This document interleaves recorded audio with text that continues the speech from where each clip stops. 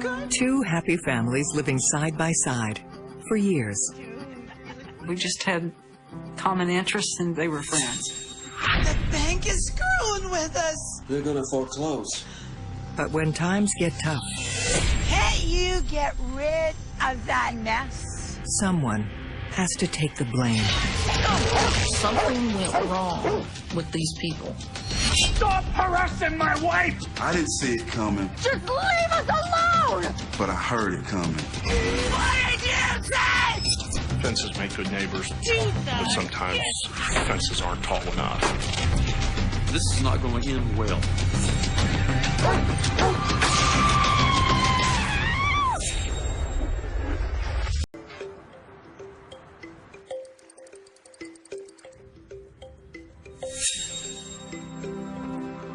It's a small, charming community nestled in the hills. We see bears all the time, hawks flying, raccoons, red foxes, possum families.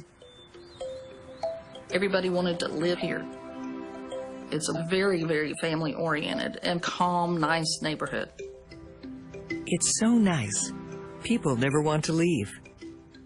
Jenny was born and raised here.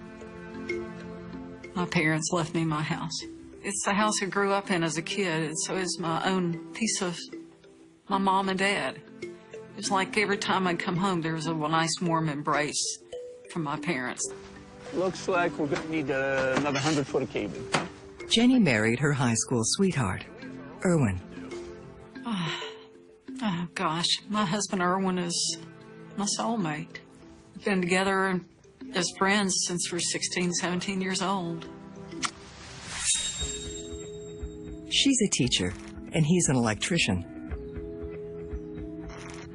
Their adult son, Nathan, still lives at home.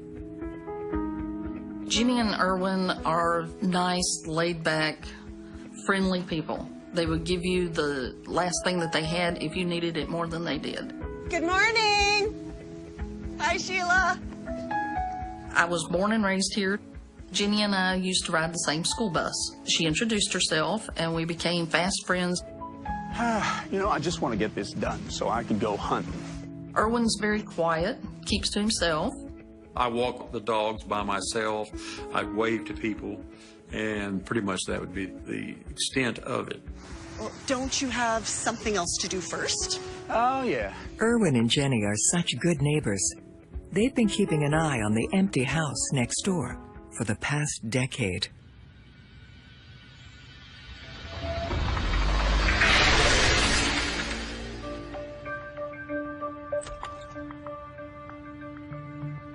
Hi, Jenny. Hello. How are you? It used to be home to their old friends, Joe. Janice and Jesse. Any encounter that me and my wife had with them was great. They was regular people, nice, positive vibes. Everything was good. So, when are you due? Not for a little while yet. Oh. Janice and I connected because she was a nurse and I was a teacher, and we just had common interests in child development. Oh, no, it's kicking. It just was a warm, happy feeling I'd get from being with her. But happiness can be fleeting. Shortly before her child is due, Janice's hopes and dreams are torn apart. My heart ached for her when she lost her baby. When you live that close to someone over that long a period of time, you have a way of sharing their tragedies and crises. I went to the funeral.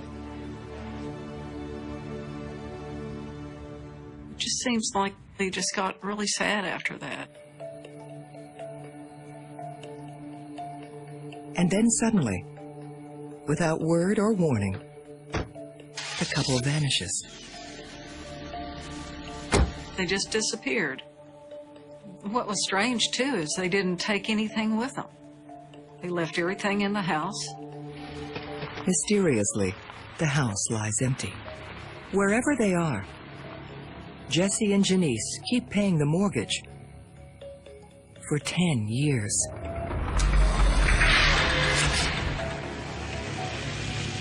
Jenny and Irwin do their best to maintain the property. So Irwin would go over and mow the grass, just check doors, make sure nobody is messing with their house. My son Nathaniel put his cat litter and take it to the road on trash day to make everybody feel like somebody was still there. Mailbox was filling over with mail. I collected the mail in a bag. There's only so much a neighbor can do. It just looked unkept, neglected. You could tell it was vacant. The police were over at their house quite a bit. They'd come and wonder where the family was, and I had no idea. In the fall of 2009, the Strange Vanishing Act comes to an end. Janice! Janice! Janice! And they returned from wherever they were. Things were altogether different.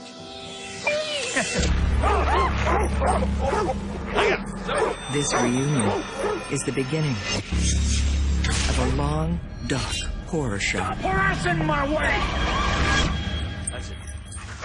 Easy, easy. Jesse! For now, Jenny and Irwin are happy to see their old friends again, even if it's an awkward encounter. Jesse said he lost his job. Then they moved around quite a bit, trying to find work for Jesse. At least there's one bit of good news. Who is this?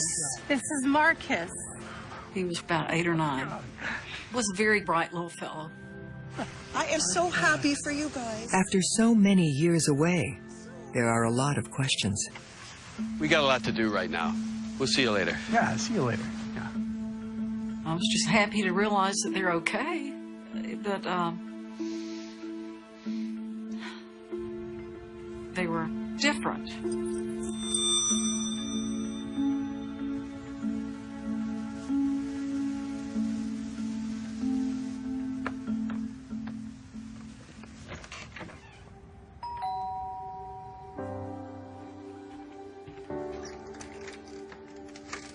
Hi! You said you had some mail? Yeah, of course. Come on in. Thank you.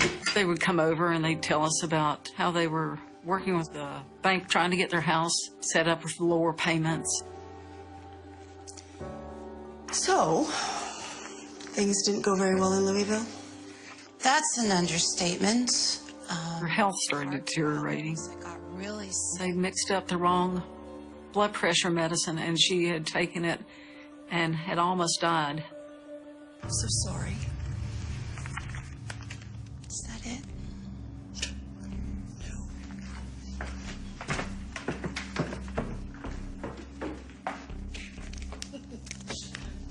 Oh, here. 10 years worth. Oh, thank you. You okay? So, how are you guys? Oh, great. Things are going really well. I'll see you later. And then they just quit coming over. I think she had some jealousy issues. I do. The situation is even worse than Janice and Jesse have let on. They are way behind on their mortgage payments, barely scraping by. They were in this foreclosure process for somewhere between 6 and 8 months. They had had financial problems for a considerable time before that.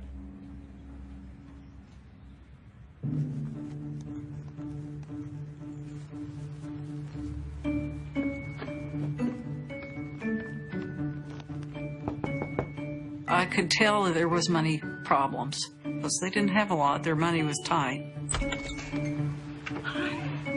I thought maybe you could use some fresh groceries while you're settling in and all. I have ice cream. Would give them a box of groceries. If I went to a grocery store and if I saw something, buy 2, get 1 free, I'd give them the free one. Thank you. We're very busy. Of course, Charity only goes so far.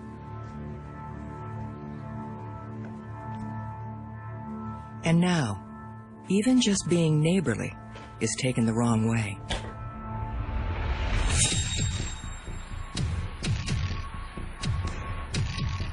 some kids in a great big old rambling car came through the neighborhood and was swerving from side to side in the road and just knocking trash cans over.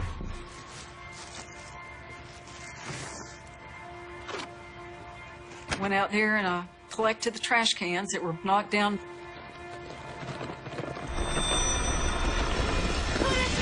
Put it back! What? You stole from us! Janice, I was just... Jenny has accidentally retrieved Janice's trash can. Check the numbers! 8, 2, 3. Check it. That is our address! Just calm down. I didn't pay attention to numbers on trash cans. I got their can by accident. And I am calling the city! I didn't see it coming, Janice, I'm sorry. I was just trying to... but I heard it coming. Don't do that again!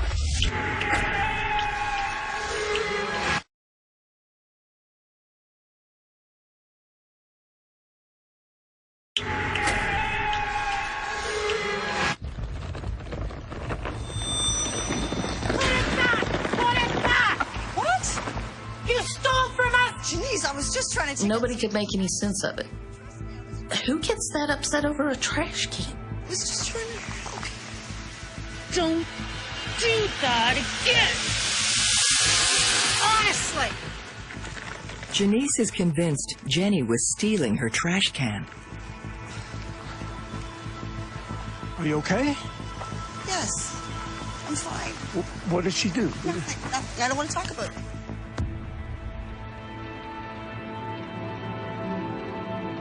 Something has changed the neighbors during their 10-year absence. Jenny and Irwin still want to keep the peace, Hi, guys. How are you? but they're walking into a battleground. Stay off our property! We know you've been messing with our stuff. Now, hold on. We've been collecting your mail and mowing your lawn, looking after your house for, what, 10 years? No one asked you to! Get off our property.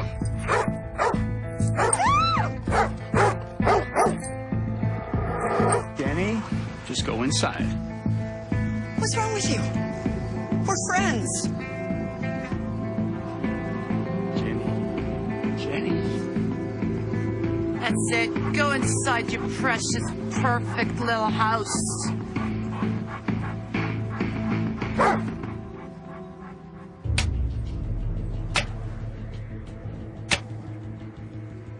That's when they started putting the no trespassing signs up.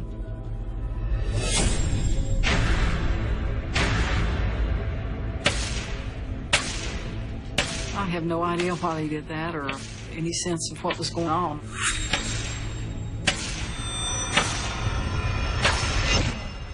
What's happening is Janice and Jesse can't afford to maintain their house. It was very neglected. Front porch was falling off. The back porch was falling off. It was just in pretty sad shape. And that's when I started noticing the blue tarp. And I thought, well, they must be going to replace the back porch because of the tarps. I don't like calling people strange because we're all just together on this globe, but they were different. They blocked everything off. It was pretty bizarre. I mean, it was obvious that there was something going on inside that house they did not want anyone to see.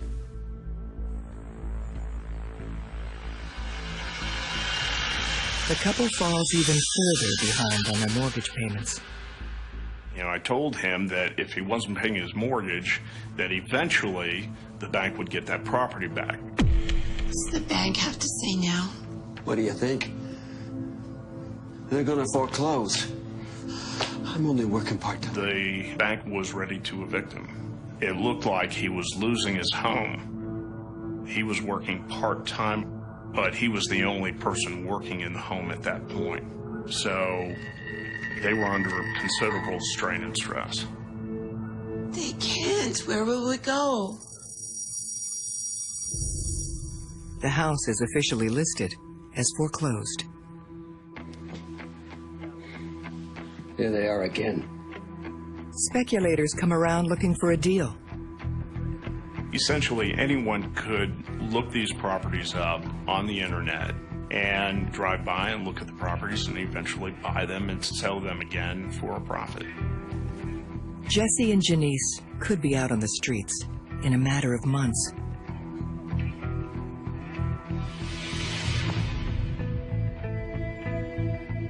They start selling off what little they have left.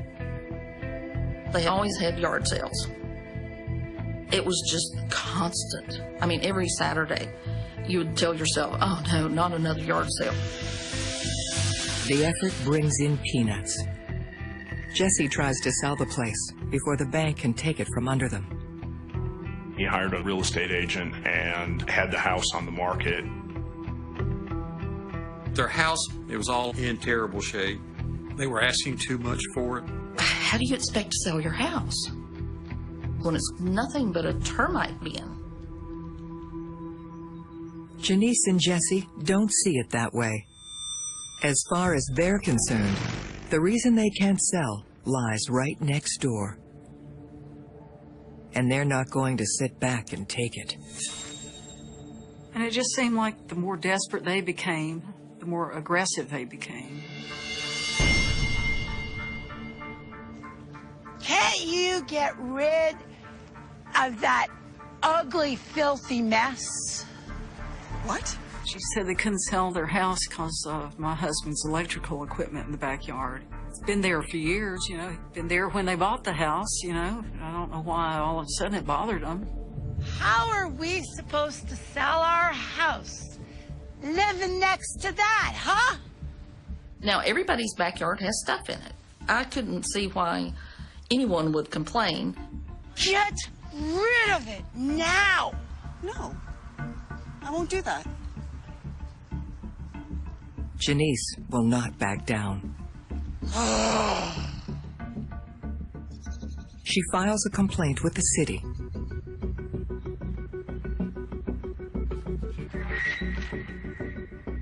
The city come out and were threatening to fine us about his electrical equipment out in the backyard. This is ridiculous. They just wanted to demonize us. I would say, why don't you leave Jen and them alone with all that stuff like that? He was like, I can't get my house sold. It's because of their house. It's because of them. Potential buyers come and go. But still, no sale. The pressure just keeps piling on. So Jesse and Janice ramp up the war against their neighbors.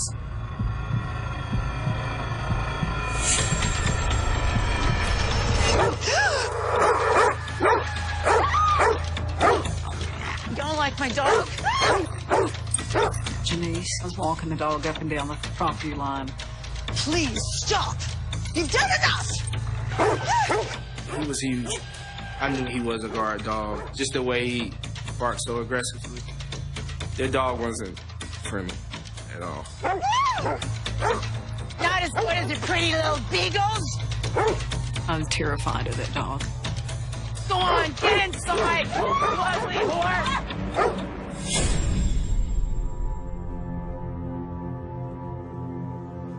Scared to be in her own yard, Jenny arms herself.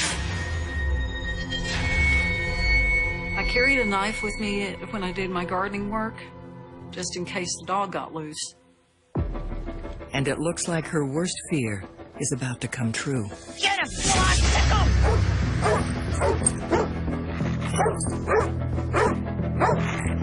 My son was taking the trash out, and she brought the dog out and told it to kill my son.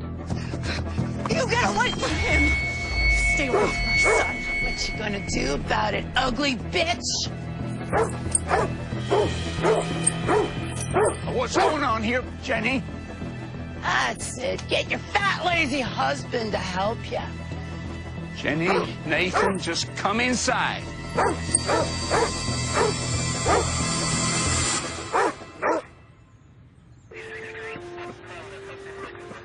Jenny and Irwin finally turn to the police. Honestly, officer, I don't know what the problem is. I don't know what they are talking about. Whenever the police talked to them, they just grinned and cooed at them. I don't know why they called you. Law enforcement's got a tough job when they're called out to a scene like this. You got two people bickering against one another, and take a statement, and then where do you go from there? It's nonstop. You have no idea. It's constant. So right now, with no evidence, we cannot do anything except... Police told Jenny and myself she'd try to get a restraining order. Should we? We can try. I took him to court because I couldn't go in my house or leave my house without her intimidating me with the dog and telling it to kill me. We walked into district court without an attorney, and that's always a mistake. The judge's decision was that she did not prove her case. She did not prove all of the elements to get a permanent restraining order. So I have no proof other than my word of what they did to me. And I did not know what to do or where to go. And after the failed court case, the nightmare next door gets even more twisted.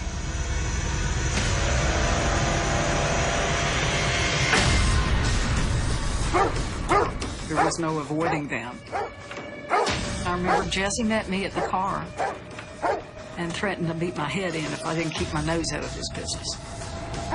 And then it escalated even further. You think you've been stuck before? You wait!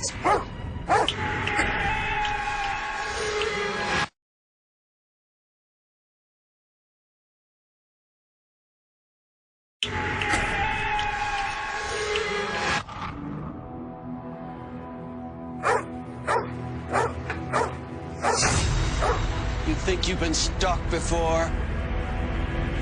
You wait!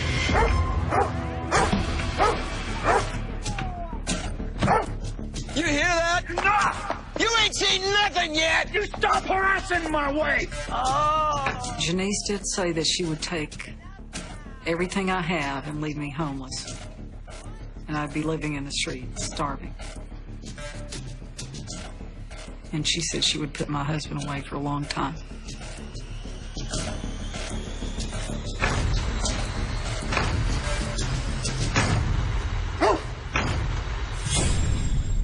Jenny and Irwin have failed to get a restraining order against their neighbors, Janice and Jesse.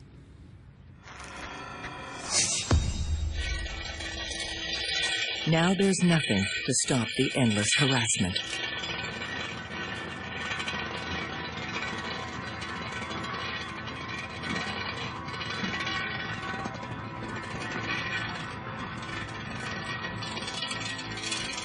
Six o'clock, 7 o'clock in the morning, she'd drag her shovel up and down the driveway, just trying to make noise.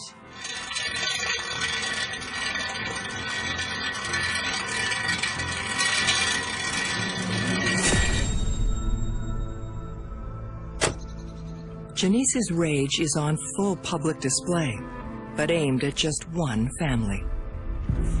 Hey! Filthy pig! There was no avoiding her. And she come at the front of the house where I was going in the front door and called me a or piece of or something, you know, she makes some kind of comment to me. You filthy little pig! What on It was weird to me. Janice treated me and my wife with respect. It was always positive. Where's It was very confusing why they would have any type of feud. She would get out there and scream. You would hear it down the street. It would get out of hand. You got any trash cans? All that anger and profanity. Oh, you got food, eh? Yet Jenny never takes the bait. Go right now! So Janice tries even harder.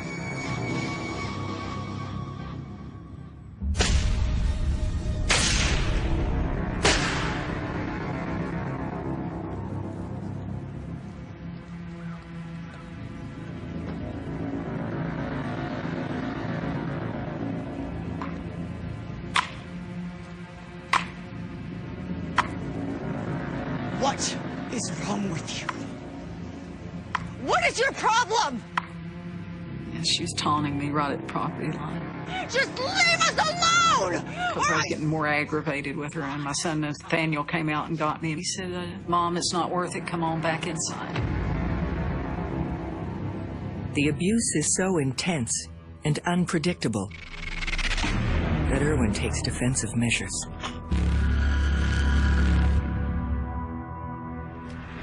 I started carrying a pistol whenever I went into my yard.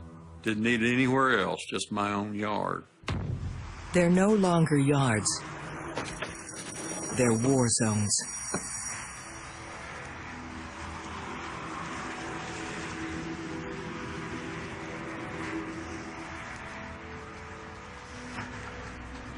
What does that smell?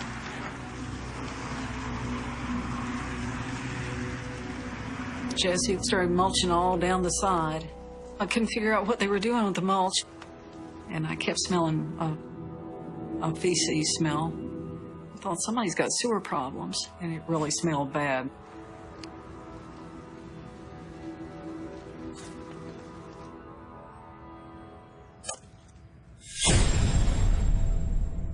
Thankfully, Jesse and Janice finally find a buyer for their home. He presented that contract to the short sale unit at the bank. What's the bank saying? But they're too late. I don't believe this. The bank is deliberately screwing with us. Because he couldn't get it sold in time, the bank took back the property and started eviction.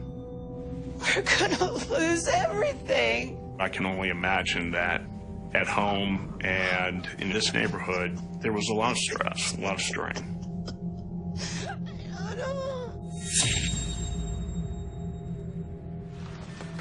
Morning, Lord ass. All that stress and strain keeps erupting over the property line.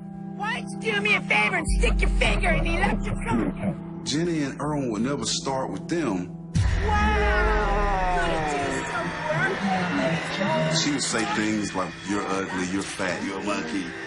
It seemed to me that he held a lot of his anger and the things that he wanted to say in. Never seen a verbal war go on so long without somebody actually pushing somebody. It was festering. The gun, it fell out of his pocket. Don't you point that gun at me! And she said he pointed the gun at her, but I don't recall that at all. I remember him picking it up. I didn't do anything with it. I immediately put it back in my pocket. Didn't say a word. Oh, big man, big He walked back into the home, not engaging in the argument.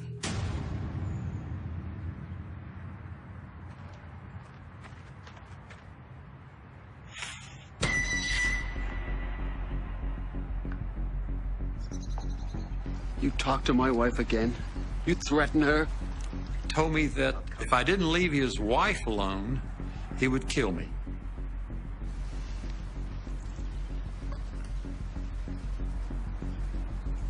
I believe it was a mistake not to fight back.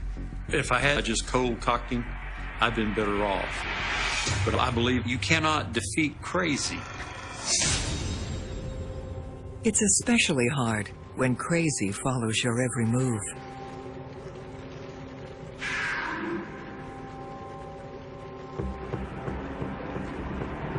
Jesse would follow me in his car, like I'd be going down the road right above our house, and Jesse'd be behind me, and he'd make eye contact with me.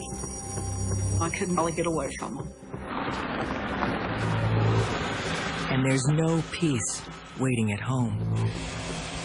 There she is! The Queen of Filth! What are you doing out? I didn't feel like anywhere in the neighborhood was safe. Get inside your house! You ugly pig!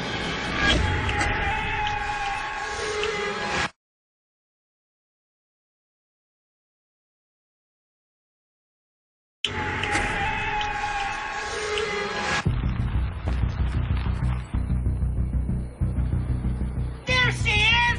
The Queen of Filth! You could feel the tension in the neighborhood. It was just in the air. Everybody was watching. Nobody wanted to get involved, but everybody was watching. Get inside your house! You ugly pig! What are you doing outside? Go on, run! The last 4 years living next to Jesse and Janice have been a living hell for Jenny and Irwin. What does that smell? There's a large pile of mulch on the property line. And Jenny's about to find out why it reeks.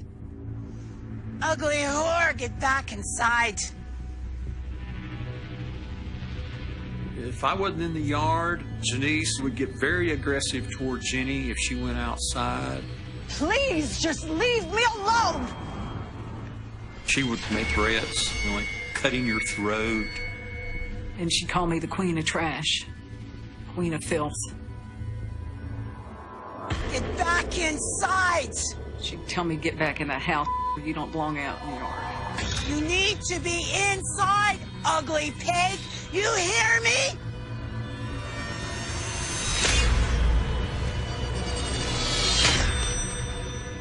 She was throwing feces, human feces. In the mulch, they were stockpiling human defecation.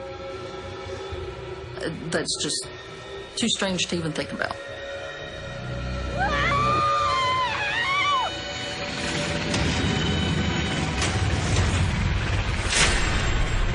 Run!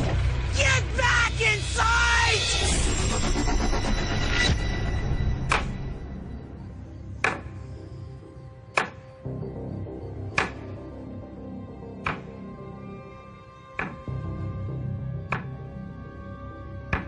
Everybody said, well, why don't you just sell and move? But our roots to that house and that yard and the neighborhood go very deep.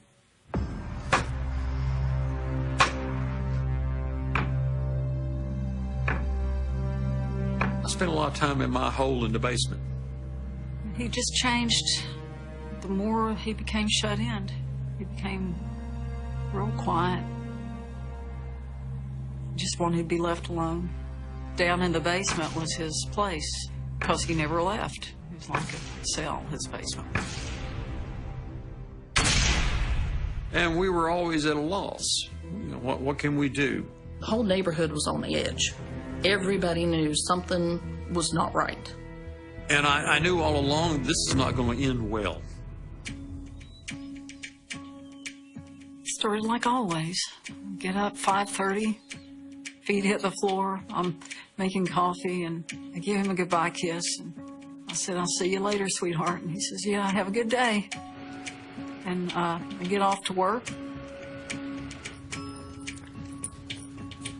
I was there by myself around 4:15 or so.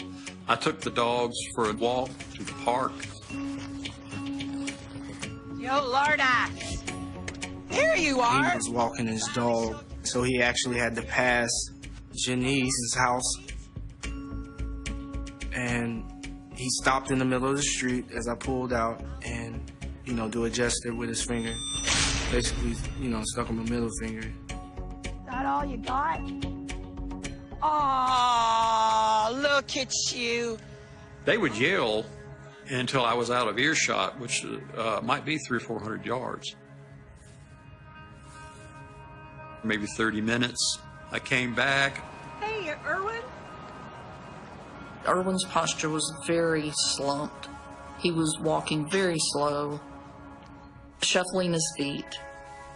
He looked probably like he was 20 years older than he was. I walked in the house, went to the laundry room. To this day, I berate myself for going into the laundry room. If I had stayed on the front porch, I might have heard something. I might have been a witness. Oh, there's the Lord ass. Just Janice, Jesse were in the front yard working. Of course, he was screaming the whole time. why are you lingering out front of my driveway? Slimy slut! You fat lazy! Some she said just stopped me dead. Dip it, sauce!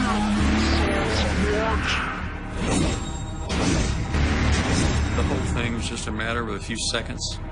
And everybody's life changed. I mean, everything in an instant.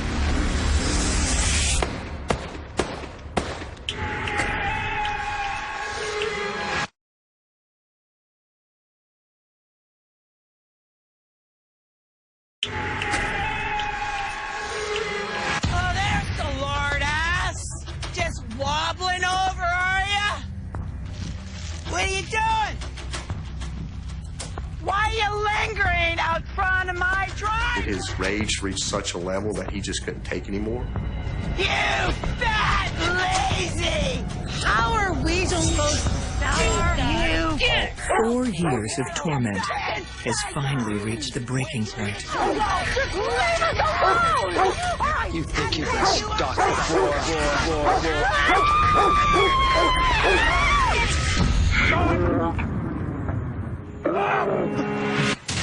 What did you say? Janice started screaming at the top of her lungs and running toward me, waving her arms. I was startled. I pulled the pistol.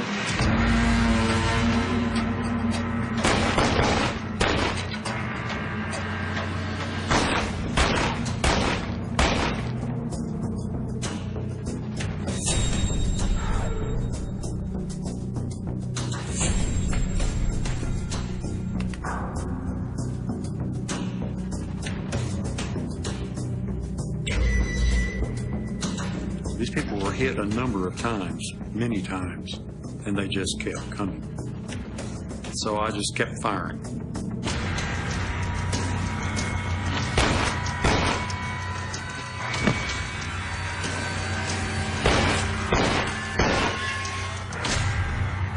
He unloaded 8 shots, I believe, in her, 7 shots in him. He was still alive and trying to comfort her while he is dying. He's still showing that love for his wife. He walked over to 2 bodies laying on the ground, and as if the multiple shots were not enough, he emptied another shot into one of their bodies.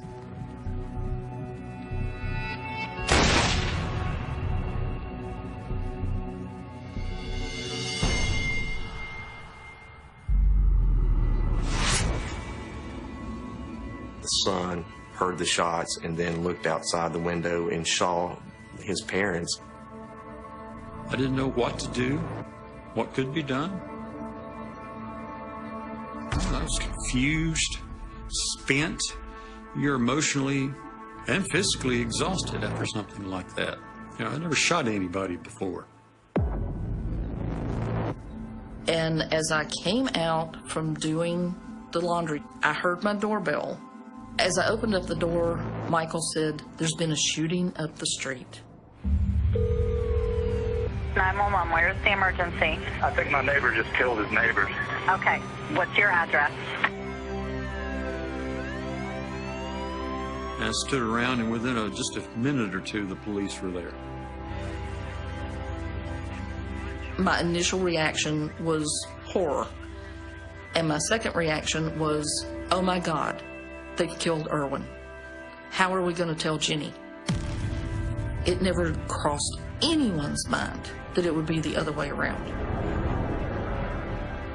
I was just so shocked that it was an actual murder on our road.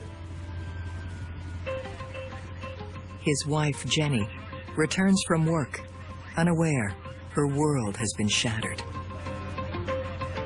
I come back home, see the police all around the house and all down the street. Oh, dear Lord, what happened? What could have happened?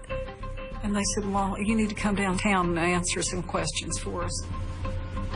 Jesse and Janice are pronounced dead at the scene, hit by 15 bullets between them. Neighbors knew they were financially strapped, but no one was aware just how bad things really were. Until police entered their house. It was a visual record of their emotional state. They had removed the toilets from the floor. They had inserted hefty bags into the toilets to catch the feces to throw at Jenny. They had tubs full of yellow liquid. I suspect it was human urine. And the child's room, he had no linens, he had no sheets, he had no blankets. There was nothing in the closet, and it was tragic. It was very sad. Somebody should have been there for them. Somebody should have known that this was happening. Irwin is charged with 2 counts of second-degree murder. He insists it was self-defense, but authorities don't agree. These 2 persons were in their own driveway where they got shot and killed. 1 shot didn't happen, 2 shots, but when you go through the whole gamut of 15 at least shots involved in this case, that you meant to kill them and you meant for them to die. For my husband, Irwin, to shoot someone was not in his nature at all. I don't think he got up that morning when I kissed him on the cheek, and he did not have that in his head that he was going to hurt those people. No, sir. Did not wake up like that, with evil intent in his heart. After holding out a year for his day in court, Irwin finally accepts a plea bargain. And here I am today. 32 years. 2 counts of second degree. Effectively, it's a life sentence. I'll be 92 years old. Jesse and Janice's child is sent to foster care. And it's tragic what's happened to him. I do regret that. Their house is eventually sold. New neighbors move in next to Jenny. Yet grief still runs through these streets. The neighborhood got quiet. People. The house sat quietly under a winter sky, the kind of silence that feels heavier than it should. Snow had fallen earlier that evening in soft, indifferent waves, covering the suburban street in a clean white sheet that erased footprints, tire tracks, anything that might suggest movement or disturbance. It was the kind of night people in Ontario were used to: cold, still, uneventful. The kind of night where nothing was supposed to happen. Inside, everything looked ordinary. A coat draped over the back of a chair, a mug left on the kitchen counter, a faint ring of dried coffee clinging to its rim, a pair of shoes placed neatly by the door, as if their owner had every intention of returning. The lights were off, but the space didn't feel abandoned. It felt interrupted. And yet, something was wrong. It wasn't obvious at first. There was no shattered glass, no overturned furniture, no loud declaration of violence. Just a subtle disruption in the rhythm of a life that had been unfolding normally only hours before. The kind of disruption that doesn't scream, it whispers. Somewhere in that house, a moment had occurred. A moment that split time into 2 distinct halves, before and after. Before, there was safety, routine, the quiet comfort of being alone in a familiar space. After, there was something else entirely, something that could not be undone, something that would ripple outward into headlines, courtrooms, and the collective consciousness of a country that believed it was immune to this kind of darkness. But the most disturbing part of this story doesn't begin in that house. It begins miles away, in a place defined by discipline, honor, and trust. Because the man responsible for what happened that night was not hiding in the shadows of society. He was not a drifter, not a known criminal, not someone people crossed the street to avoid. He wore a uniform. He commanded respect. He flew aircraft carrying some of the most important figures in the nation. He was the kind of man you would thank for his service. The kind of man whose presence reassured people that they were safe. By day, he moved through structured environments filled with order and precision. Military bases, briefing rooms, runways stretching into the horizon. His life was defined by schedules, protocols, and responsibility. Every action measured. Every decision deliberate. By night, something else took over. There were no uniforms then. No ranks. No expectations. Only impulses that had been growing quietly, feeding on secrecy, evolving in the dark corners of a mind no one suspected needed examining. It didn't start with violence. It never does. At first, it was curiosity. A boundary crossed so quietly it barely registered as a crime. A door tested. A window examined. The thrill of being somewhere he didn't belong. The electric pulse of getting away with it. Then came the taking. Small things, at first. Personal things. Items that carried the scent and identity of strangers. Objects that meant nothing to anyone else but became trophies to him. Proof that he had been there. Proof that he could enter a life without permission and leave without consequence. Each success reinforced the next step. Each risk taken without punishment made the next one easier. What had once required hesitation soon required none at all. And somewhere along that progression, the line between intrusion and control began to blur. He wasn't just entering homes anymore. He was entering lives. Watching. Learning. Choosing. Because this wasn't random. That's what makes it unsettling in a way that lingers longer than fear. It was intentional. Calculated. He observed patterns. He understood routines. He waited for moments of vulnerability with the patience of someone who had trained his entire life to execute with precision. The people he targeted never saw him coming. How could they? He didn't fit the profile of danger. There were no warning signs visible to the outside world. No outbursts. No erratic behavior. No cracks in the carefully constructed image he presented. To colleagues, he was reliable. To neighbors, he was polite. To the system, he was exemplary. But behind closed doors he had no right to open, another version of him was taking shape. And that version was escalating. Because the truth about escalation is simple and terrifying, it rarely stops on its own. The night everything changed wasn't marked by anything unusual at first glance. There was no storm, no blackout, no external trigger that could explain what was about to unfold. Just another evening slipping quietly into night. Inside one home, a young woman moved through her routine, unaware that she had already been chosen. Somewhere else, a man sat in stillness, his mind not on the present moment, but on a plan he had rehearsed in fragments over time. A plan built from observation, refined through repetition, and fueled by a need that had grown beyond control. He knew the layout. He knew the timing. He knew when the world around her would be quiet enough that no one would hear the subtle sounds of entry. And when he moved with certainty. Not rushed. Not hesitant. Precise. Because this was no longer about curiosity or theft. This was about power. About crossing a threshold that, once crossed, could never be uncrossed. In the hours that followed, the silence of that quiet Ontario street remained intact. Snow continued to fall, covering any trace that might have told a different story. From the outside, nothing had changed. But inside, everything had. A life had been violently interrupted. And somewhere, the man responsible would return to his other world, his daylight world, where nothing about him suggested what he had just done. He would wake up the next morning. Put on his uniform. Go to work. Speak with colleagues. Follow orders. Give them, even. And no one would know. Not yet. Because the most chilling aspect of this story isn't just the crime itself. It's the time between the crime and the discovery. The days where families call and get no answer. The moments of doubt that turn into concern, then into dread. The slow realization that something is wrong, followed by the unbearable understanding of just how wrong it is. And then comes the investigation. The search for answers in places that don't immediately reveal them. The piecing together of fragments, small, seemingly insignificant details that only make sense when viewed through the lens of what has already happened. A tire mark. A pattern.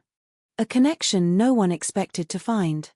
Because when the truth finally began to surface, it didn't just expose a killer. It exposed a contradiction so stark, so unsettling, that it forced an entire country to confront a question it didn't want to ask. How well do we really know the people we trust the most? How many lives can exist inside one person before one of them breaks free? And perhaps most disturbingly of all, was there ever a moment where this could have been stopped? Or was it always going to end this way? The snow eventually melted. The evidence didn't. And when the full story came to light, it revealed something far more haunting than a single night of violence. It revealed a man who had been hiding in plain sight, moving between two worlds with terrifying ease, one defined by order, the other by something much darker. A man who didn't look like a monster. A man who didn't act like one. Until he did. Ontario is a place that teaches you to trust the quiet. Not the uneasy kind of silence that settles over unfamiliar territory, but the comforting stillness of routine, the kind that wraps around neighborhoods where people leave their porch lights on not out of fear, but out of habit. Streets stretch in neat rows, lined with houses that all seem to follow an unspoken agreement of order. Lawns trimmed. Driveways cleared. Curtains drawn at night in a way that suggests privacy, not paranoia. It is the kind of environment where danger feels like something that happens elsewhere, somewhere distant enough to be reduced to headlines and evening news segments that people watch with a detached sense of relief. That kind of thing doesn't happen here. Not in places like this. In the towns surrounding Ottawa, that belief ran deep. These were communities shaped by routine and responsibility, many tied in some way to government, military service, or civil work. There was a structure to life here that extended beyond individual households. It was reflected in the people themselves, disciplined, punctual, reliable. The kind of people who waved to their neighbors, who locked their doors but never truly expected that lock to be tested. Winter had a way of reinforcing that rhythm. The cold drew people indoors, pulling life into smaller, more predictable spaces. Windows glowed softly against the early darkness, each one framing a separate story of ordinary existence, families having dinner, televisions murmuring in the background, someone folding laundry, someone else scrolling through their phone without urgency. Outside, the air carried a stillness so complete that even the faintest sound seemed amplified. The crunch of snow underfoot. The distant hum of a passing car. The occasional bark of a dog, quickly swallowed by the cold. It was in this environment that the first fractures began to appear, though no one recognized them for what they were at the time. Reports surfaced quietly at first. A woman noticing that something in her home had been moved. Another realizing that an item, something personal, something intimate, was missing. There were no signs of forced entry, no broken windows or damaged locks. Just the unsettling awareness that someone had been inside, moving through private spaces with deliberate care. Police received the reports, documented them, and did what they could with the limited information available. There was no clear suspect, no obvious pattern that pointed to a single individual. These incidents were categorized, filed, and, for a time, remained disconnected from one another, small disturbances in otherwise peaceful lives. But for the people affected, the impact was anything but small. There is a particular kind of fear that comes from knowing someone has been in your home without your knowledge. It lingers differently than other threats because it doesn't rely on confrontation. There is no face to attach to it, no voice to remember, no moment of direct danger to process. Just absence. Absence of safety. Absence of certainty. The realization that the boundaries you believed protected you were never truly barriers at all. Some began to double-check their locks before going to bed. Others installed additional security measures, small attempts to reclaim a sense of control that had been quietly taken from them. Conversations started to shift. What had once been casual exchanges about weather or work now carried an undercurrent of unease. People asked questions they hadn't needed to ask before. Had you heard about what happened down the street? Did you notice anything unusual last night? Still, life continued. Because it had to.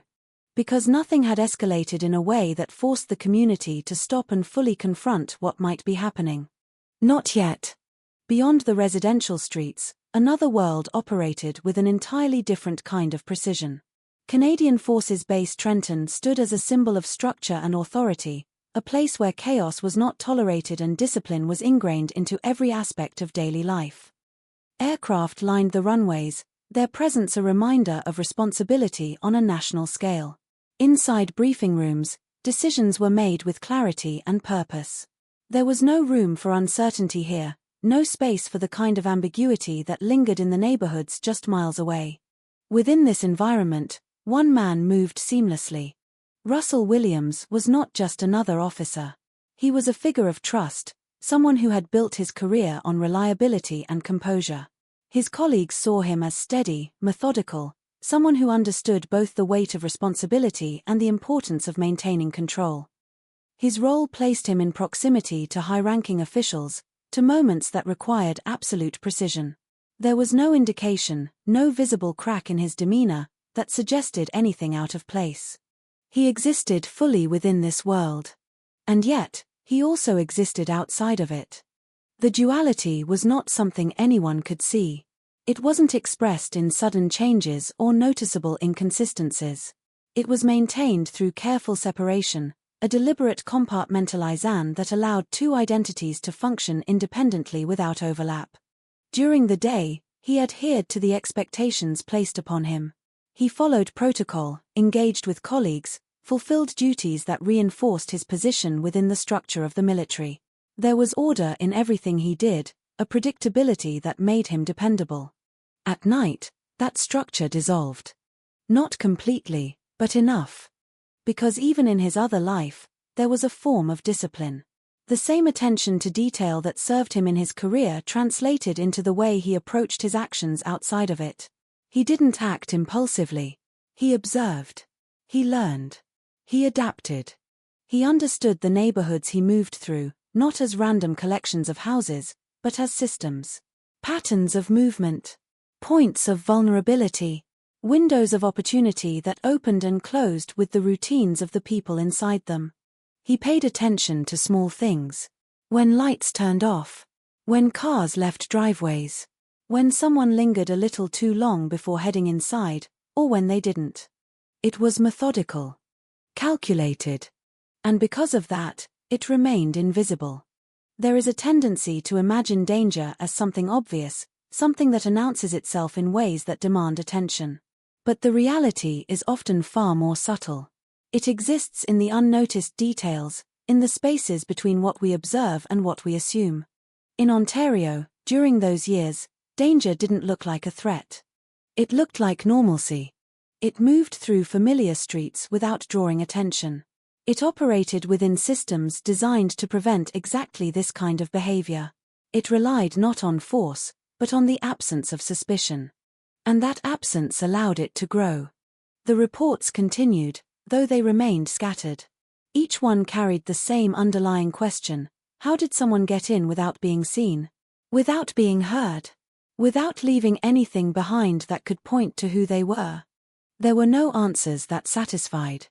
Only possibilities that felt increasingly unsettling. Because if someone could enter a home so quietly, so completely undetected, what else were they capable of? The question lingered, unanswered, as the seasons shifted and the cold gave way, eventually, to something softer.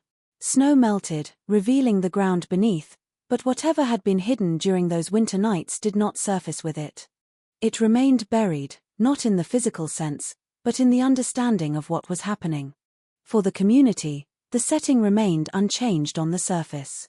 People continued their routines.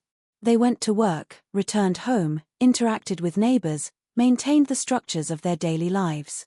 The illusion of safety held, even as small cracks formed beneath it.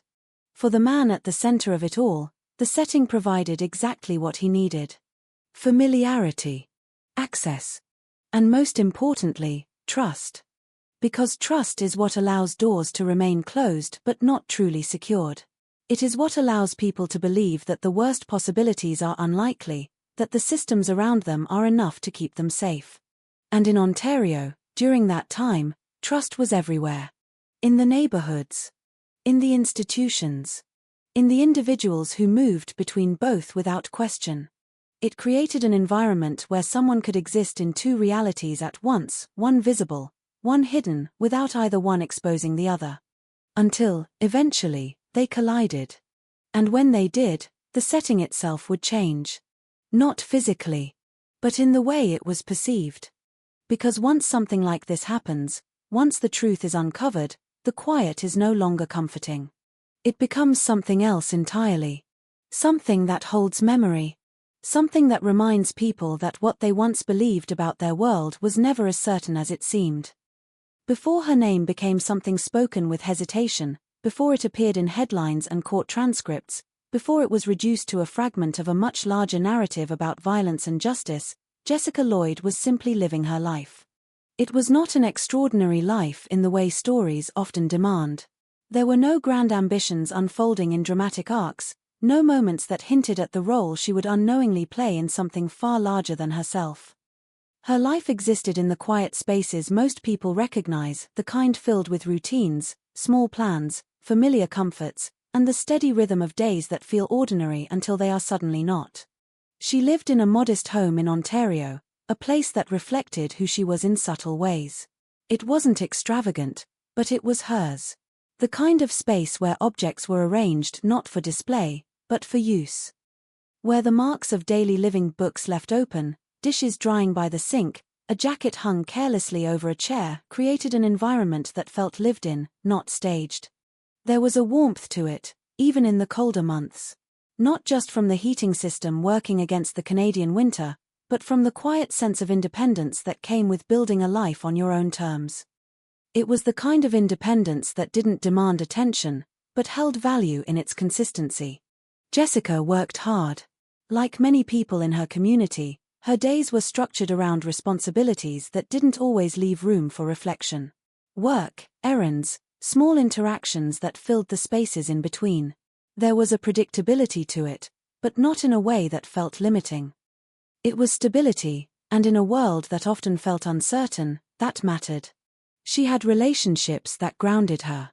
Family members who checked in, who expected to hear from her, who understood her patterns in the way only people close to you can. Friends who shared moments that didn't seem significant at the time, conversations, plans that may or may not happen, laughter that faded into memory without urgency. Nothing about her life suggested that it would become the focal point of a tragedy. And that is what makes stories like this so difficult to reconcile. Because there is no clear reason why one life becomes entangled in something so dark while countless others continue untouched. There is no visible marker that separates one person from another in a way that explains why they were chosen. Jessica did not live recklessly. She did not place herself in obviously dangerous situations. Her life, by all reasonable standards, was careful, considered, and grounded in the same expectations of safety that surrounded her community. But safety, as it turns out, is not always determined by what we do. Sometimes, it is determined by what someone else decides. In the days leading up to her disappearance, there was nothing that stood out as unusual. No dramatic changes, no sudden shifts in behavior that might have signaled something was wrong. She followed her routine, moved through her environment with the same familiarity she always had. If there were moments of unease, they were not recorded, not shared in a way that would later provide clarity. Because how do you recognize a threat you cannot see? How do you prepare for something that does not announce itself? Somewhere, without her knowledge, she had been observed. Not in a fleeting, incidental way, but with intention. Her routines noted. Her habits understood. The small details of her life, when she was home, when she wasn't, how she moved through her space, absorbed by someone who had no place in that understanding. There is something deeply unsettling about that kind of attention. Not the kind that comes from connection or familiarity, but the kind that exists without consent, without awareness, without any opportunity to reject it.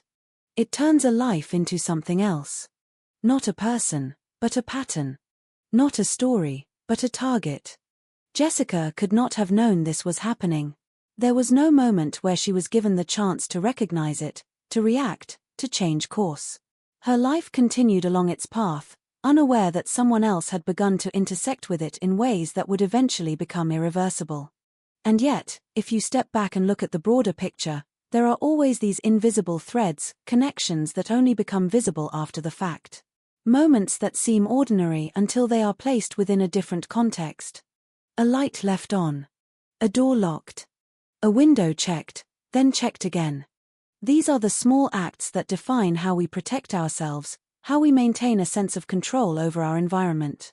They are habits built on the assumption that they are enough. For Jessica, those habits were no different than anyone else's. She locked her doors.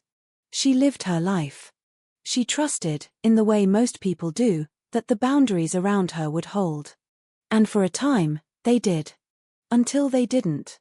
Her story, like so many others, is often told in reverse.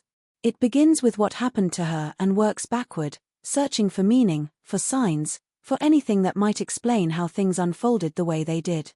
But that approach, while understandable, risks losing something important. It risks reducing her to the moment of her death, rather than acknowledging the fullness of her life. Because before anything else, Jessica Lloyd was a person who existed beyond this story. She had preferences, routines, small quirks that made her who she was.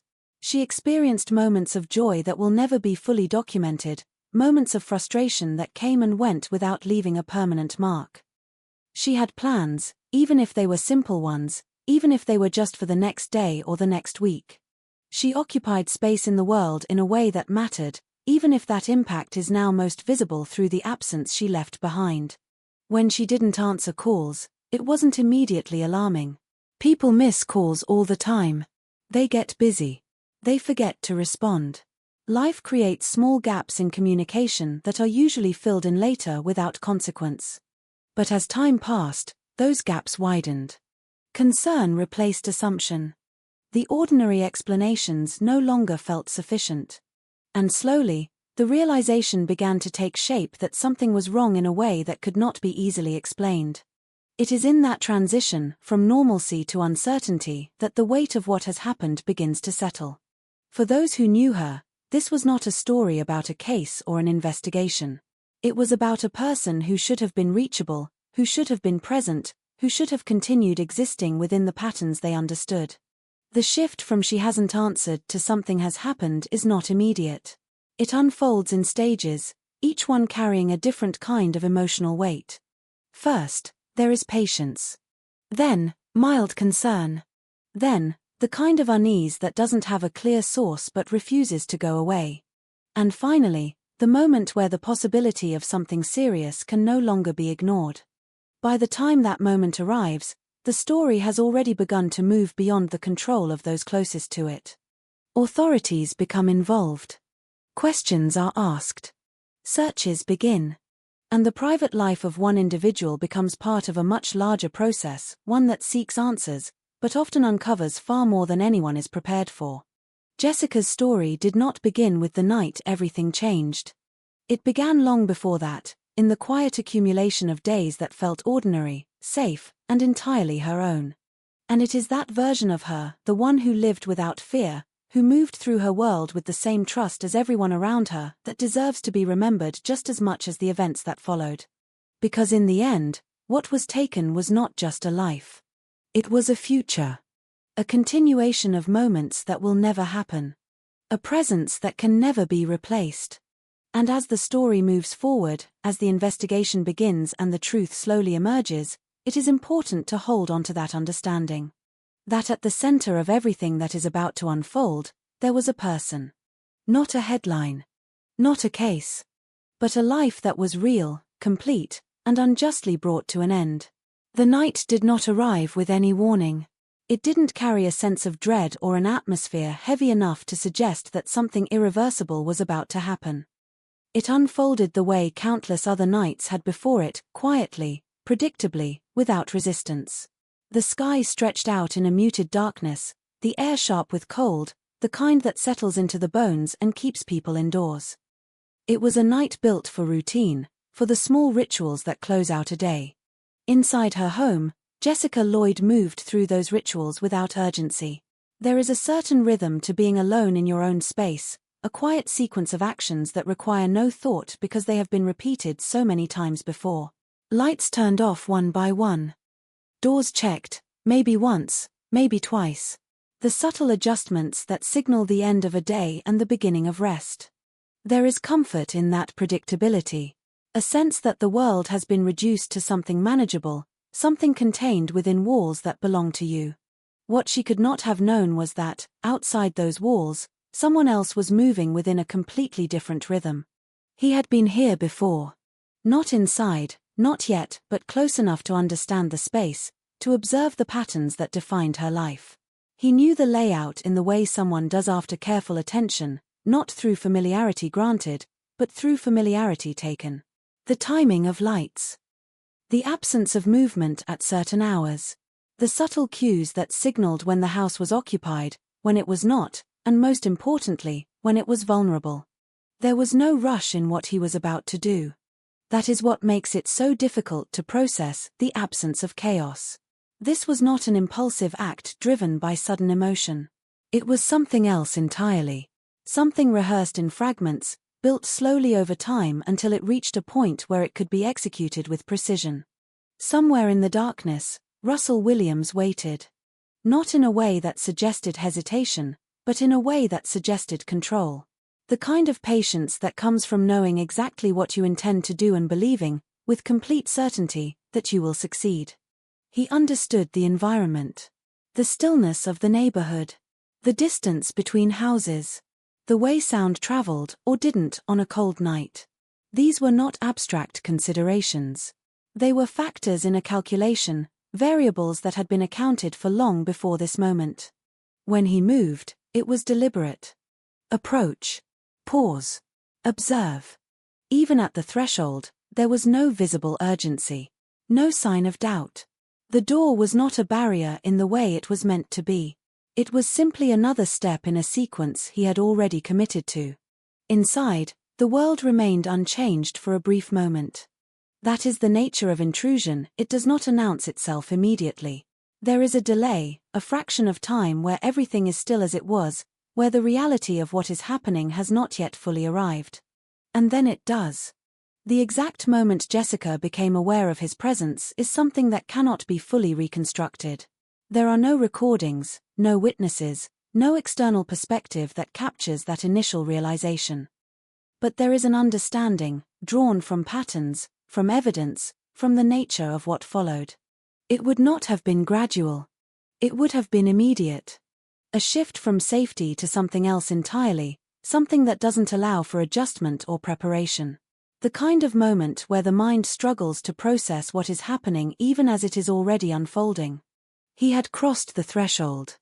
And once that line was crossed, there was no going back. What followed was not random.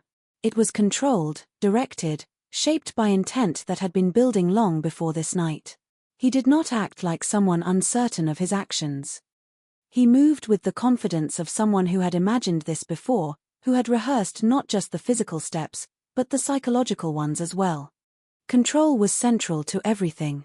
Not just physical control, but situational control. The ability to dictate what happened next, to remove choice, to eliminate variables that could disrupt the outcome he had already decided upon. Jessica was no longer moving through her routine. She was inside his. Time, in moments like these, does not behave normally. It stretches, compresses, distorts in ways that make it difficult to measure. Minutes can feel like seconds, or like hours, depending on where you stand within them. For him, there was likely a clarity to it. A sequence. For her, there was only the experience of it, something immediate, overwhelming, impossible to fully grasp even as it was happening. The house, which had moments before been a place of privacy and control, became something else entirely. The objects within it, the furniture, the walls, the doorways, remained the same, but their meaning shifted. They were no longer part of a personal space. They were part of a scene that had been overtaken. Outside, nothing changed. The street remained quiet. The snow undisturbed. No sudden noises broke the stillness. No visible signs suggested that anything was wrong. This is the part that often feels the most unsettling, the isolation of it. The idea that something so significant, so devastating, can occur without any external interruption. That life can continue, uninterrupted, just beyond the walls where everything has already changed. At some point, the situation moved beyond intrusion. Beyond control. Into something final. The exact details of that transition are not something that need to be described to understand their weight. What matters is the outcome, the irreversible shift from a life that existed to one that no longer could. And when it was over, when the sequence he had set into motion reached its conclusion, there was no dramatic exit. No chaos left behind in a way that would immediately draw attention. Instead, there was a return to quiet. He left in much the same way he had entered, carefully, deliberately, with an awareness of the environment that extended beyond the act itself. The same attention to detail that had allowed him to get in allowed him to leave without immediate detection. But he did not leave empty-handed. Because for him, this was not just an act. It was something to be preserved. Documented. He took with him more than physical items. He took moments, captured in ways that transformed them into something he could revisit. Something that extended the experience beyond the confines of that night. This is where the psychological dimension becomes even more disturbing. The act itself was not the end. It was part of a larger pattern, one that involved not just doing, but remembering. Not just experiencing, but collecting. And that pattern would later become one of the key elements in understanding who he was and how he operated. When he returned to his other life, there were no immediate consequences waiting for him. No alarms raised. No confrontation. He re-entered a world that continued to see him as it always had. Professional. Composed. Trustworthy. The contrast is difficult to fully comprehend, the ability to move between those two realities without visible strain. To leave behind one identity and step seamlessly into another, as if the separation between them were absolute. But it wasn't. Because actions like this do not exist in isolation. They leave traces. Not always obvious at first, not always immediately connected, but present nonetheless. And somewhere within those traces, the beginning of the end was already forming. For Jessica, the night marked the end of her story. For everyone else, it marked the beginning of a search for answers that would eventually uncover something far more complex, far more unsettling, than anyone initially imagined. Because what happened in that house was not just a single act of violence. It was a revelation. A fracture in the perception of safety. A moment that exposed the existence of something hidden, something that had been operating undetected within a system that believed itself secure. And as the hours passed, as the silence remained unbroken, the distance between what had happened and what was understood began to grow. Until eventually, that gap would close. And when it did, it would bring with it a truth that could not be ignored. A truth that would force people to confront not just what had happened, but how it had been allowed to happen at all. The first sign that something was wrong did not come in the form of a scream or a sudden alarm. It arrived quietly, almost insignificantly, in the form of absence. A missed call. Then another. A message left unanswered. At first, it barely registered as anything unusual. People get busy. Phones die. Plans change. Life, in its ordinary rhythm, creates small gaps in communication all the time. But this gap did not close. Hours passed, then more. The silence stretched longer than it should have, long enough for concern to begin taking shape in the minds of those who knew Jessica Lloyd best. There is a subtle shift that happens in moments like this, one that is difficult to define but impossible to ignore. It begins as a question, where is she? And slowly evolves into something heavier. Something that doesn't sit right. Concern turned into action. Calls were made again, this time with more urgency. Messages became less casual, more direct. There was an expectation, almost a need, for a response that would restore everything back to normal. A simple explanation. A small misunderstanding. Anything that would make the growing unease feel unnecessary. But nothing came. And that silence, once easy to dismiss, began to feel deliberate. Not in the sense that it was chosen, but in the sense that it was fixed. Unchanging. Resistant to every attempt to break through it. It is in that moment, when the possibility of a simple explanation begins to fade, that the situation shifts from personal concern to something larger. Something that requires intervention. Authorities were contacted. At first, the response followed procedure. Missing persons cases often begin with a series of standard questions, a structured attempt to determine whether the situation falls within the range of normal behavior or something more concerning. Was this out of character? Had she mentioned any plans? Was there any reason to believe she would leave without informing anyone? The answers pointed in one direction. This was not normal. Jessica was not someone who disappeared without explanation. Her routines, her habits, the patterns of her daily life all suggested consistency. Reliability. The kind of predictability that, under normal circumstances, provides comfort. Now, it provided something else. A baseline. A clear indication that whatever had happened did not align with who she was. That realization changed everything. The case moved forward, no longer as a question of delayed communication, but as a potential disappearance. And with that shift came a new level of urgency, one that brought with it a different kind of attention. Search efforts began. Her home became the first point of focus, the last place she was known to be. From the outside, nothing appeared out of place. The structure stood as it always had, unchanged, offering no immediate indication that anything inside it was different from the last time someone had seen her. But appearances can be deceptive. When investigators entered, they were not looking for obvious signs of disturbance. They were looking for details. Small inconsistencies.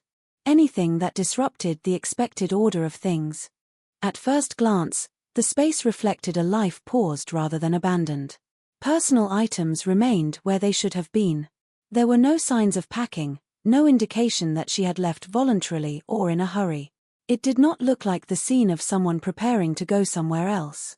It looked like the scene of someone who had intended to stay. That, in itself, was significant. Because when a person disappears without taking the things they would normally need, keys, wallet, phone, it suggests something different. Something that interrupts rather than replaces routine. Investigators moved carefully, documenting everything. The smallest details mattered. A door that may or may not have been locked. A window that showed no visible damage but carried the possibility of having been opened. The position of objects that, to an untrained eye, might seem insignificant, but to someone experienced in reading environments, could indicate movement. There were no clear signs of forced entry. No broken locks. No shattered glass. And yet, something about the space felt wrong. Not in a way that could be immediately articulated, but in a way that suggested absence of control. The kind of subtle disturbance that does not announce itself loudly, but lingers beneath the surface of what appears normal. As the search expanded beyond the home, the scope of the investigation grew. Officers canvassed the surrounding area, speaking with neighbors, asking questions that often led to uncertain answers. Had anyone seen anything unusual? Heard anything out of place? Most responses were the same. No. The night had been quiet. Nothing out of the ordinary. That consistency, while reassuring on the surface, created a deeper problem. Because if no one had seen or heard anything, it meant that whatever had happened had been executed with a level of precision that left little room for error. Or interruption. And that pointed to something more deliberate. As investigators worked to piece together the timeline, they began looking for anything that might extend beyond the immediate environment. Surveillance footage from nearby roads. Traffic patterns. Any indication that a vehicle had been in the area at a time that aligned with her disappearance. It was during this process that one of the first tangible leads began to emerge. A detail so small it could have been overlooked. Tire tracks. They were not immediately recognized as significant. At first, they were just another part of the environment, another mark left behind in a place where vehicles passed regularly. But upon closer examination, something about them stood out. The pattern. The placement. They did not align with the typical flow of traffic in the area. They suggested a vehicle that had been there, not just passing through, but stopping. Remaining long enough to leave an impression that lasted beyond the night itself. Investigators documented the tracks, preserving them as potential evidence. At that point, they were just one piece of a much larger puzzle. But they mattered. Because in a case where so much was unknown, where so many elements remained intangible, anything physical, anything that could be measured, analyzed, compared, became invaluable. Back at the house, the search continued. Each room examined with increasing focus. Each object considered not just for what it was, but for what it might represent. It was in these moments that the weight of the situation began to settle in more deeply, not just as a missing persons case, but as something that carried the potential for far more serious implications. Because the absence of clear answers does not create neutrality. It creates tension. A space where possibilities exist, many of them far worse than the alternatives people hope for. And as time passed, that tension grew. The investigation had not yet revealed what had happened. But it had begun to reveal what hadn't. She had not left voluntarily. She had not taken the steps someone would take if they intended to disappear. Her life had not been redirected. It had been interrupted. That distinction changed the nature of the search. It shifted the focus from finding someone who might return to finding out what had been done to them. And in that shift, the urgency intensified. Because time, in cases like this, is not neutral. It moves in one direction. And with each passing hour, the distance between the moment of disappearance and the moment of discovery grows. Evidence fades. Opportunities narrow. And the need for answers becomes more pressing. Investigators knew this. They worked against it, pushing forward with what they had, following leads that ranged from promising to uncertain, each one carrying the possibility of bringing them closer to the truth. But at this stage, the truth remained just out of reach. All they had were fragments. A home that didn't make sense. A pattern that had been broken. And a set of tire tracks that suggested someone else had been there, someone who had come and gone without leaving behind anything obvious. Someone who, at that moment, was still out there. Unidentified. Unseen. And entirely unaware that the first real steps toward uncovering what had happened had already begun. At the beginning, the investigation did not feel like a straight line. It felt like standing in the center of a room filled with scattered pieces that did not yet belong to the same puzzle. Each detail carried potential, but none of them pointed clearly in a single direction. The disappearance of Jessica Lloyd had already shifted from concern to urgency, but urgency without clarity can be just as disorienting as silence. Investigators worked methodically, but beneath that structure was a growing awareness that they were dealing with something deliberate. This was not a case shaped by chaos or spontaneity. The absence of forced entry, the lack of immediate witnesses, the controlled nature of the scene, all of it suggested planning. Someone had come into that house knowing what they were doing. And more importantly, knowing how to leave. The tire tracks became one of the first anchors in an otherwise fluid investigation. They were studied, measured, documented in ways that turned something ordinary into something potentially critical. Patterns were compared against databases, against known vehicle types, against anything that might narrow the field of possibilities. But tire tracks alone do not give you a name. They give you direction. So investigators followed that direction outward, expanding the scope of the case beyond the immediate scene. They began mapping movements, not just of the victim, but of the environment around her. Traffic patterns. Routes in and out of the area. Points where a vehicle might have passed unnoticed. It was slow work. The kind that requires patience, repetition, and the ability to hold multiple possibilities in your mind at once without committing to any of them too early. At the same time, another layer of the investigation was unfolding. The pattern of break-ins. What had once been treated as isolated incidents, minor intrusions, thefts without clear suspects, began to take on new significance. Investigators revisited those reports, looking at them not as individual events, but as potential pieces of a larger pattern. The similarities were subtle at first. Entry without force. Targeting of personal items. A sense that whoever was responsible had spent time inside these homes, moving through them with a level of comfort that suggested familiarity. When these incidents were placed side by side, a shape began to form. Not a complete one, not yet, but enough to suggest that the same person might be responsible for more than just one act. This was no longer just about a disappearance. It was about a pattern of behavior that had been escalating. And escalation changes everything. Because it suggests progression. A movement from one type of act to another, each step building on the last, each boundary crossed making the next one easier to ignore. Investigators began to ask a different kind of question. Not just who could have done this, but who had been doing something like this before. The list of potential suspects did not start small. It rarely does. In cases without clear identification, the initial pool can feel overwhelming.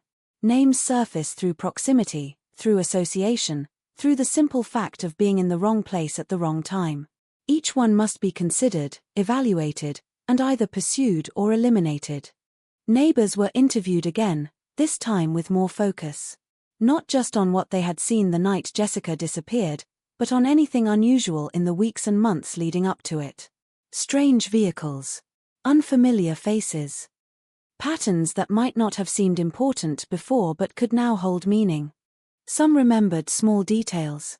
A car that didn't belong. Someone driving slowly through the neighborhood. Moments that had been dismissed at the time, filed away as insignificant, now resurfacing under the pressure of a new context. But memory is imperfect.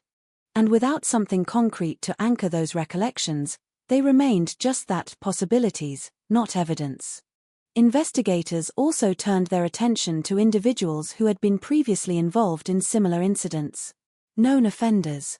People with histories of break-ins, theft, or other related crimes.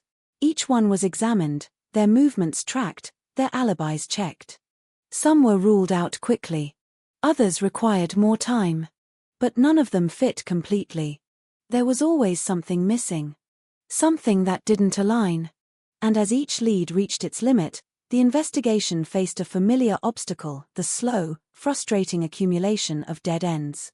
This is where cases often become the most difficult.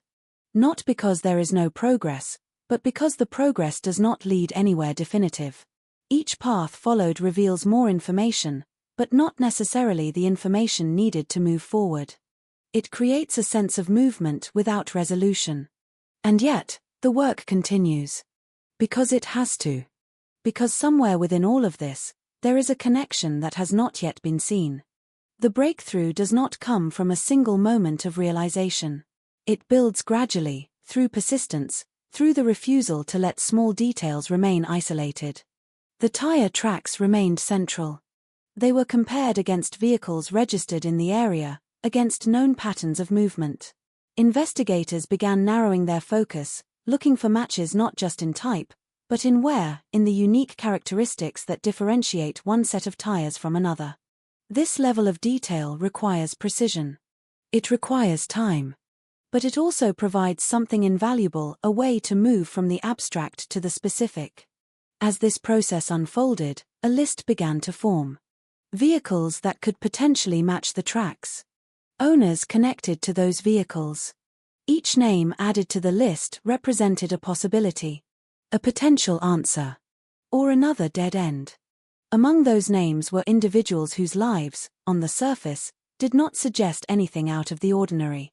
People with jobs, routines, responsibilities. People who, if encountered in everyday life, would not raise suspicion. This is one of the most challenging aspects of investigations like this. The realization that the person responsible may not stand out. That they may exist within the same structures of normalcy as everyone else. That they may be trusted, respected, even admired. The investigation did not yet know it, but it was moving closer to someone who embodied that contradiction completely. At the same time, another line of inquiry began to develop. Digital evidence. Phones, computers, communication records, these became part of the broader effort to reconstruct timelines and identify potential connections. Who had Jessica been in contact with? Were there any unusual messages? Any interactions that stood out? This process, like many others, required careful analysis. Data can reveal patterns, but it can also overwhelm if not approached with focus. Investigators sifted through it, looking for anomalies, for anything that disrupted the expected flow of her interactions. But again, nothing immediately definitive emerged. Her life, as reflected through her communications, remained consistent with what those who knew her had already described. There were no clear warnings. No obvious threats. Which only reinforced the understanding that whatever had happened had come from outside her known world. As days turned into nights and back again, the pressure on the investigation grew. Public awareness increased. Media attention followed. The case was no longer contained within the boundaries of the community. It had expanded outward, drawing attention from beyond, bringing with it a heightened sense of urgency. And with that attention came expectation. People wanted answers. They wanted clarity. They wanted to understand how something like this could happen in a place that felt so safe. But investigations do not operate on expectation. They operate on evidence. And at this stage, the evidence was still forming a picture that had not yet come fully into focus.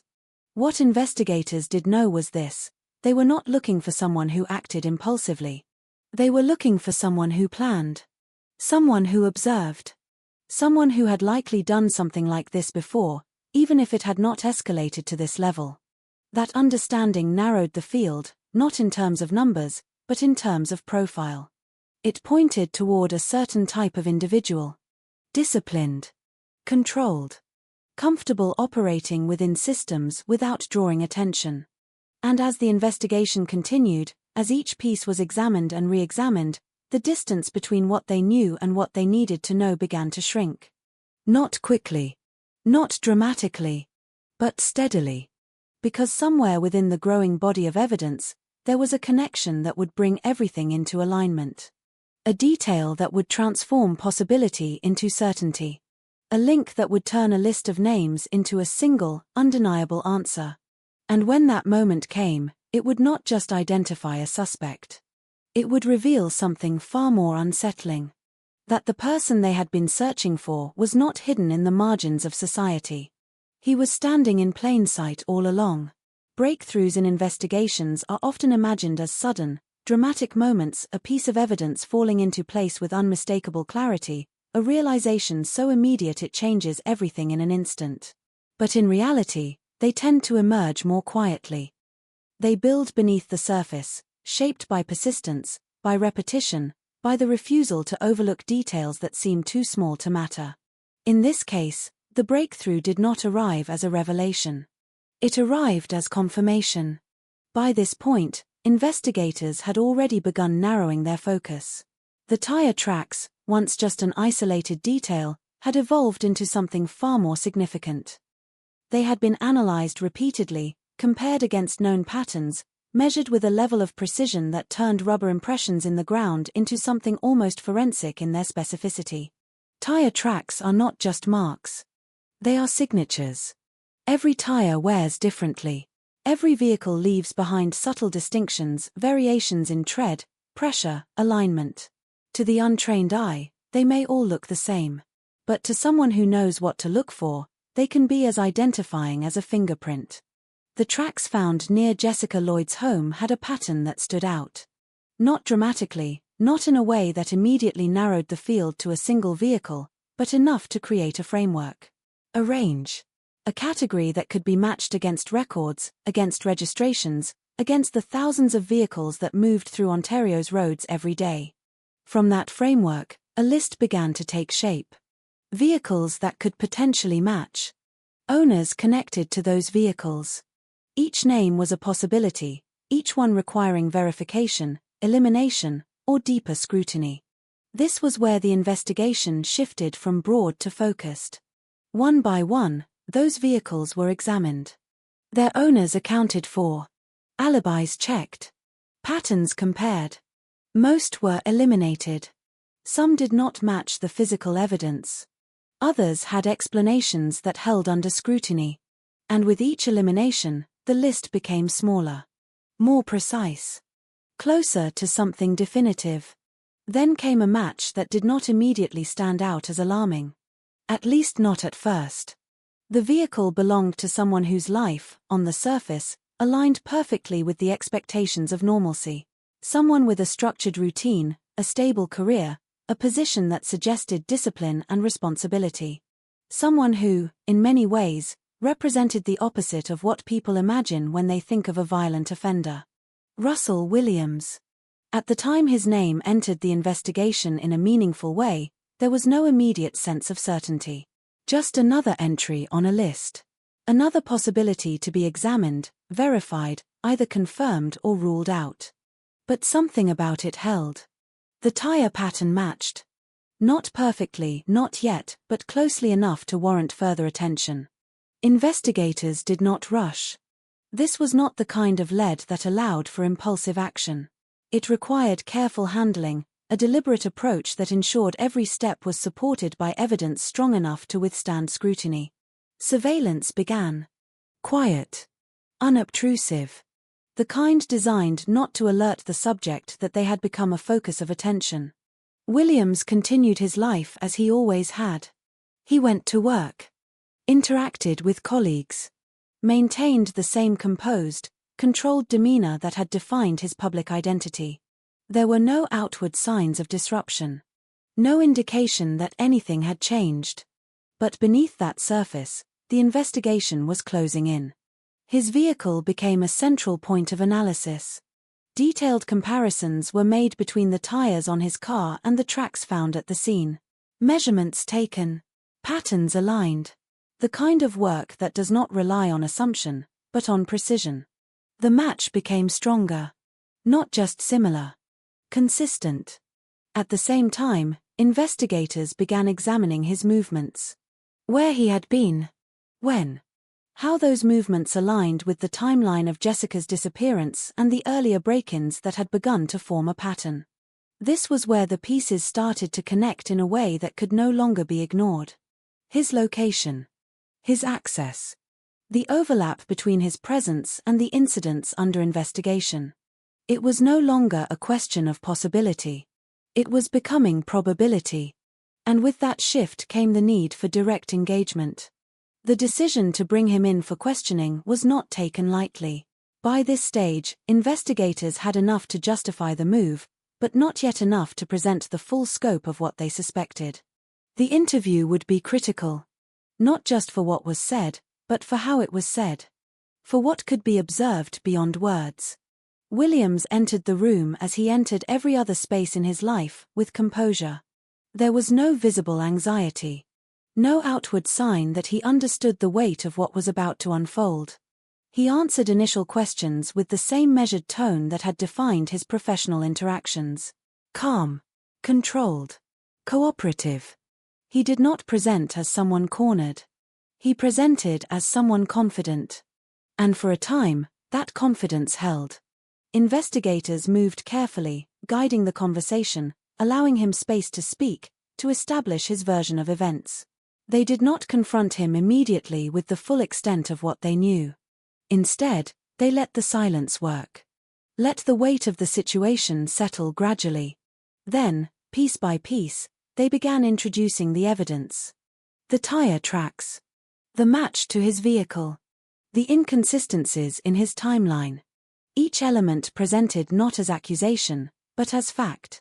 Something that existed independently of his explanation. Something that required him to respond. At first, he maintained his composure. Denied. Deflected. Offered explanations that, on the surface, might have seemed plausible. But the structure of those explanations began to strain under the pressure of the evidence. Because the evidence was not abstract. It was specific. Detailed. Difficult to dismiss. And as it accumulated, as each piece reinforced the others, the space for denial began to shrink. This is the point in an interrogation where the dynamic shifts. Not suddenly, not dramatically, but noticeably. The confidence that once defined his responses began to change. Small pauses. Slight hesitations. Moments where the certainty in his voice gave way to something less stable. Investigators pressed, not aggressively, but persistently. They did not allow the conversation to drift. They kept it anchored to the facts. To the evidence. To the reality that was closing in around him. And then, eventually, the shift became undeniable. The denial broke. Not all at once, but in fragments. Pieces of truth emerging where there had once been resistance. Admissions that started small, then expanded. Because once the first barrier falls, the rest often follow. What emerged from that interrogation was not just a confession. It was a revelation. Not only of what had happened to Jessica Lloyd, but of everything that had come before it. The break-ins. The escalation. The pattern that had remained hidden until now. And perhaps most disturbingly, the extent to which he had documented it. Because this was not just a series of acts. It was a collection. A record. Something he had preserved. When investigators later searched his property, what they found confirmed the full scope of what he had admitted. Items taken from victims. Photographs. Evidence that transformed the case from a single incident into something far more extensive. Far more calculated. The man who had sat in that interrogation room, composed and controlled, was no longer just a suspect. He was the answer. The connection that brought every piece of the investigation into alignment. The name that replaced uncertainty with certainty. And with that certainty came a new reality. The search was over. But the story was not. Because understanding what happened is only part of the process. What comes next, the confrontation of those actions within a system of justice, the attempt to reconcile the image of who he was with the reality of what he had done, that is where the weight of the truth fully settles. And that is where the next chapter begins. By the time the case reached the courtroom, the mystery was gone. There were no unknown suspects left to identify, no competing theories to untangle, no ambiguity about what had happened or who was responsible. What remained was something heavier, something more difficult to process than uncertainty. The truth. Not in fragments. Not in speculation. But in full, documented, undeniable form. The courtroom itself did not reflect the magnitude of what it contained. It was structured, controlled, designed for order. Rows of seats, a judge's bench, the measured movement of legal procedure unfolding exactly as it was meant to. To an outside observer, it might have appeared almost ordinary. But within that space, every detail carried weight. Because this was where two versions of a man would be forced to exist side by side. On one hand, the public image that had defined Russell Williams for years. A decorated military officer. A man trusted with responsibility at the highest levels. Someone who had moved through institutions built on discipline and honor without ever raising suspicion. On the other hand, the reality that had emerged through investigation. The calculated intrusions. The escalation. The violence. The deliberate documentation of acts that most people could not even bring themselves to imagine. The distance between those two versions was not just wide. It was almost impossible to reconcile. And yet, here they were, occupying the same space, demanding to be understood together. Williams entered the courtroom without resistance. There was no dramatic display, no visible attempt to challenge the process that had brought him there. He did not fight the charges in the way many might expect. There was no prolonged battle over evidence, no attempt to create doubt where none could reasonably exist. He pleaded guilty. The decision, while legally significant, did not simplify the emotional weight of what followed. If anything, it intensified it. Because a trial often creates distance, a layer of argument and counterargument that allows the full reality of events to be filtered through legal strategy. A guilty plea removes that distance. It places the facts directly in front of everyone, unchallenged. And in this case, those facts were overwhelming. The charges laid out against him formed a structure of actions that, when viewed together, revealed the full scope of his behavior. Not just the murders of Jessica Lloyd and Marie-France Comeau, but the series of break-ins and assaults that had preceded them. The pattern that had been building long before it reached its most extreme point. Each charge carried its own weight. But together, they told a story. A progression. A transformation from intrusion to violence, from observation to control, from secrecy to something that could no longer be hidden.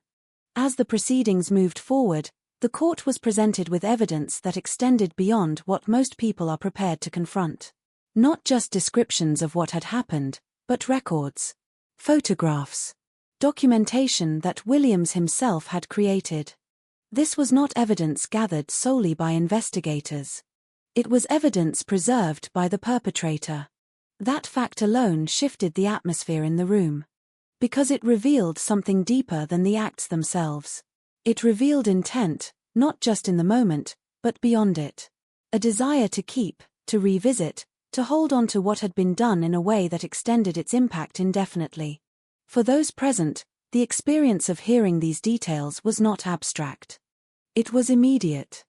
Each piece of evidence did not just describe an action, it reconstructed it. It forced those in the room to confront not only what had happened, but how it had been carried out, how it had been preserved, how it had been integrated into the private world of the man sitting before them. And through it all, Williams remained composed. There were no outbursts. No visible emotional reactions that aligned with the gravity of what was being presented. He listened. He acknowledged. But he did not break in a way that mirrored the impact of his actions. This composure, which had once defined his professional identity, now took on a different meaning. It no longer suggested control in the service of responsibility. It suggested something else entirely, a detachment, a separation between action and consequence that made understanding him even more difficult. Victim impact statements became one of the most powerful elements of the proceedings. This was where the case shifted, even briefly, away from the perpetrator and back toward those who had been affected by his actions. Families spoke, not in legal terms, but in personal ones. They described loss not as a concept, but as a reality that had reshaped their lives in ways that could not be undone. There is a difference between knowing that a crime has occurred and understanding what it has taken. These statements bridged that gap. They brought Jessica Lloyd and Marie-France Comeau back into the center of the narrative, not as victims defined by what had been done to them, but as people whose absence had created a void that could not be filled. The courtroom, structured as it was for order, could not contain the full emotional weight of those moments. Because what was being expressed went beyond the boundaries of legal process. It was grief, anger, a search for meaning in something that offered none. And through it all, the man responsible remained present, hearing every word. The sentencing phase followed, guided by legal frameworks designed to translate actions into consequences. The judge considered the severity of the crimes, the evidence presented, the impact on the victims and their families, and the broader implications of the case. There was no ambiguity in the outcome.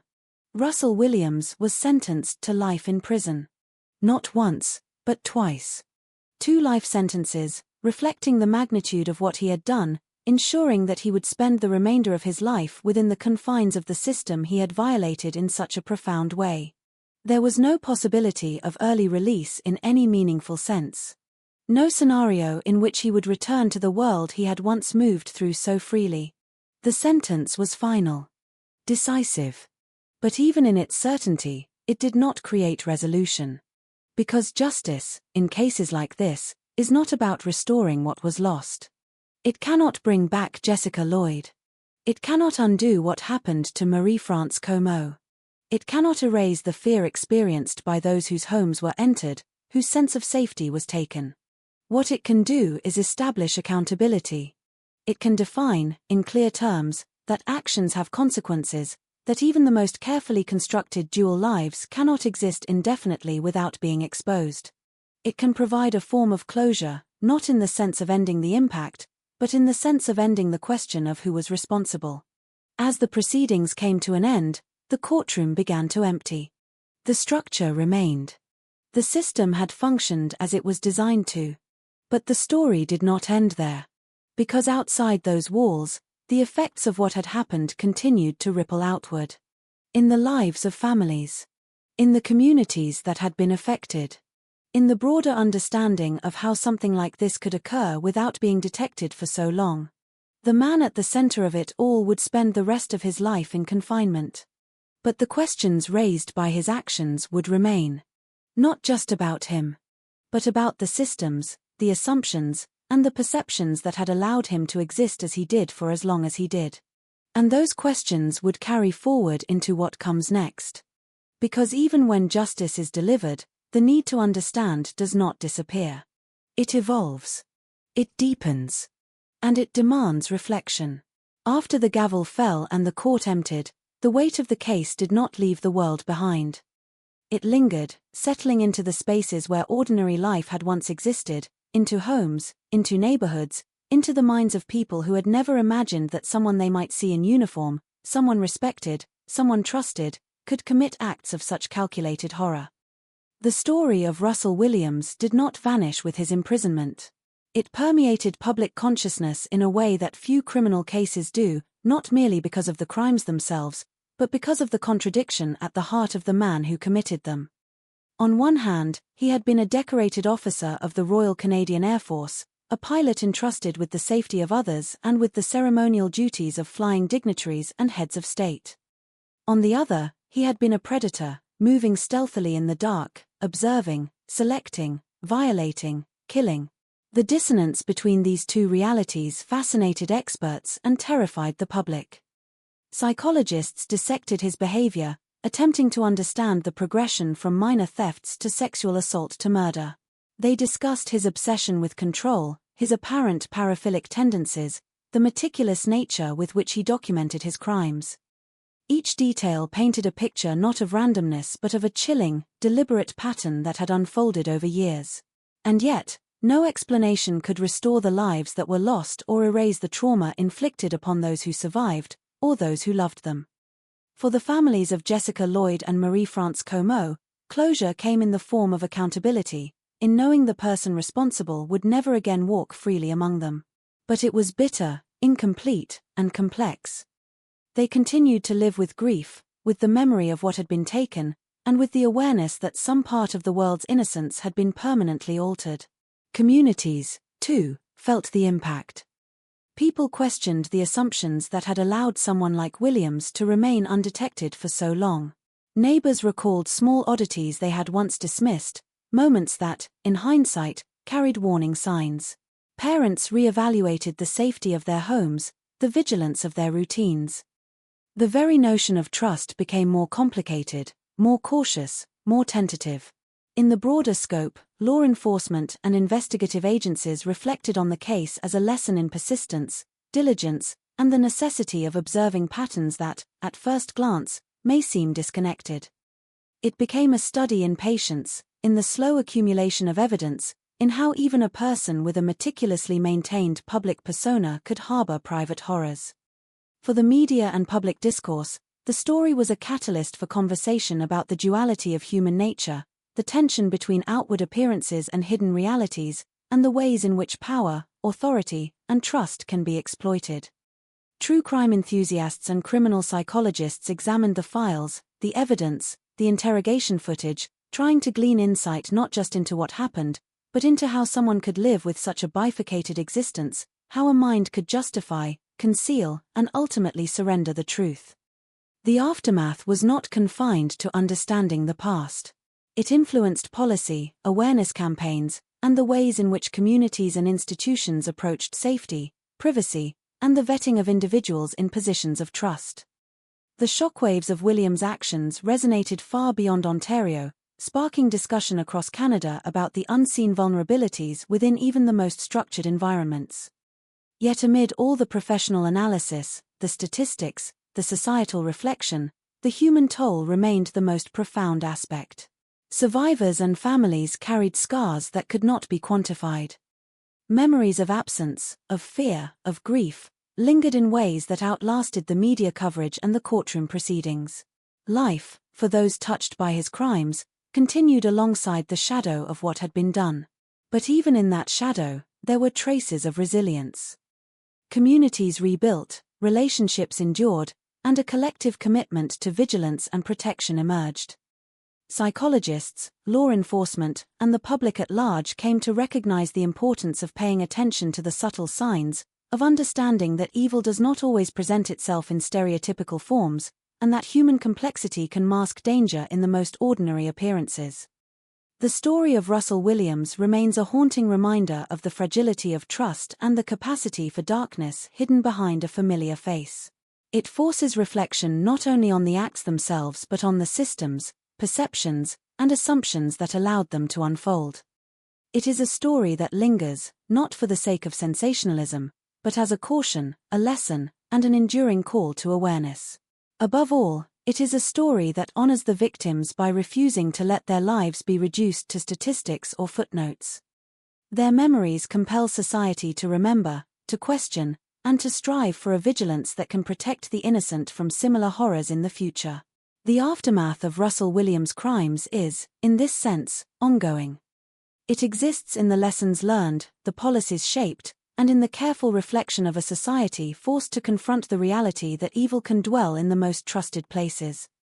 It is a sobering, lingering truth, one that continues to shape perceptions, challenge assumptions, and remind every observer that appearances are not always what they seem, and that vigilance, empathy, and accountability remain essential in a world where darkness can hide behind the brightest facade.